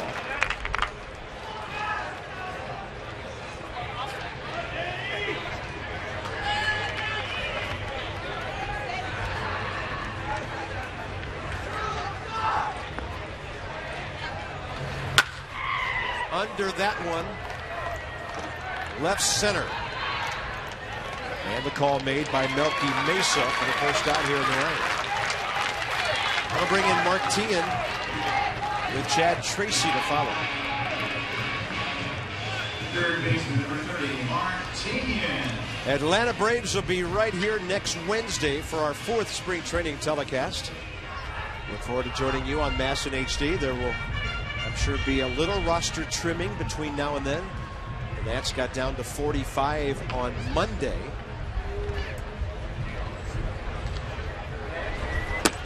And I think that's the time of spring training when you don't see the 70 numbers anymore. You start to lock it in. Starting pitchers go deeper into the game. Relievers are starting to face guys they're going to face during the season. So, from here on out, it starts to get a little more serious, a little more focused. Out to center. Teahan will drop one in. Bernardino stops at second base. And suddenly the Nationals have the tying run in the batter's box here. And by the way, Wrigley Field in Chicago 3 weeks from today with the season open. First baseman number 18, Chad Tracy. I can't think of a better place to open up on the road than Wrigley Field. That's going to be fun, partner. I had a spring training there as a player, and I'll tell you what, it is a holiday in Wrigleyville. There's parties everywhere outside the ballpark before the game. If it's above 60 degrees, I'm with you, bro. During the game, after the game. It's going to be one big fiesta there in Chicago for opening day. I can't wait. I just hope it's not a winter carnival. Well, the opening day I did have there with Montreal, we were playing the Cubs. It snowed on me in center field for about 4 innings. Chad Tracy, good day, 2 for 4, 2 runs. He parks one here. This game's tied. O'Connor drops it in there. 1 ball, 1 strike.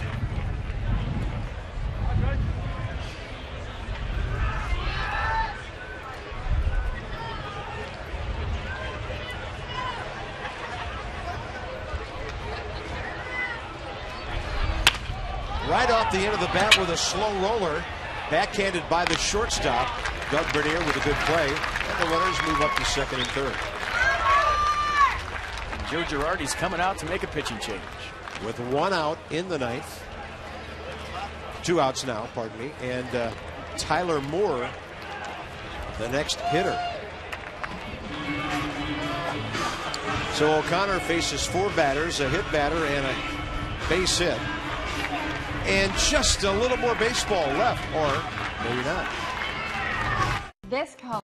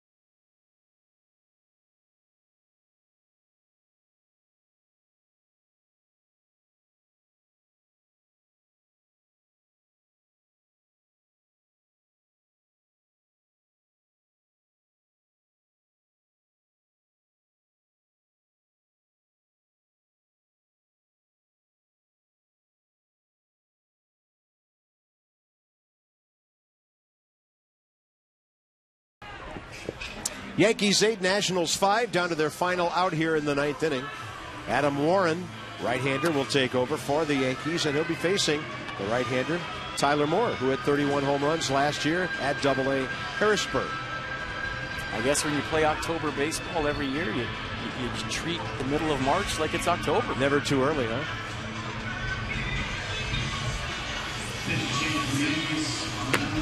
Well, New York is one of those places where it's probably good to win spring training games whenever you can.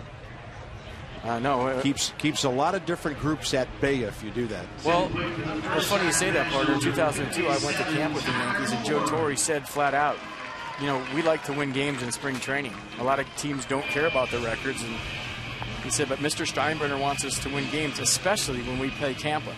So when we played those Tampa games, it was on like the regular season. Tyler Moore, that one just misses. Moore in the spring, 6 for 18 with 2 RBIs. He's batting .333.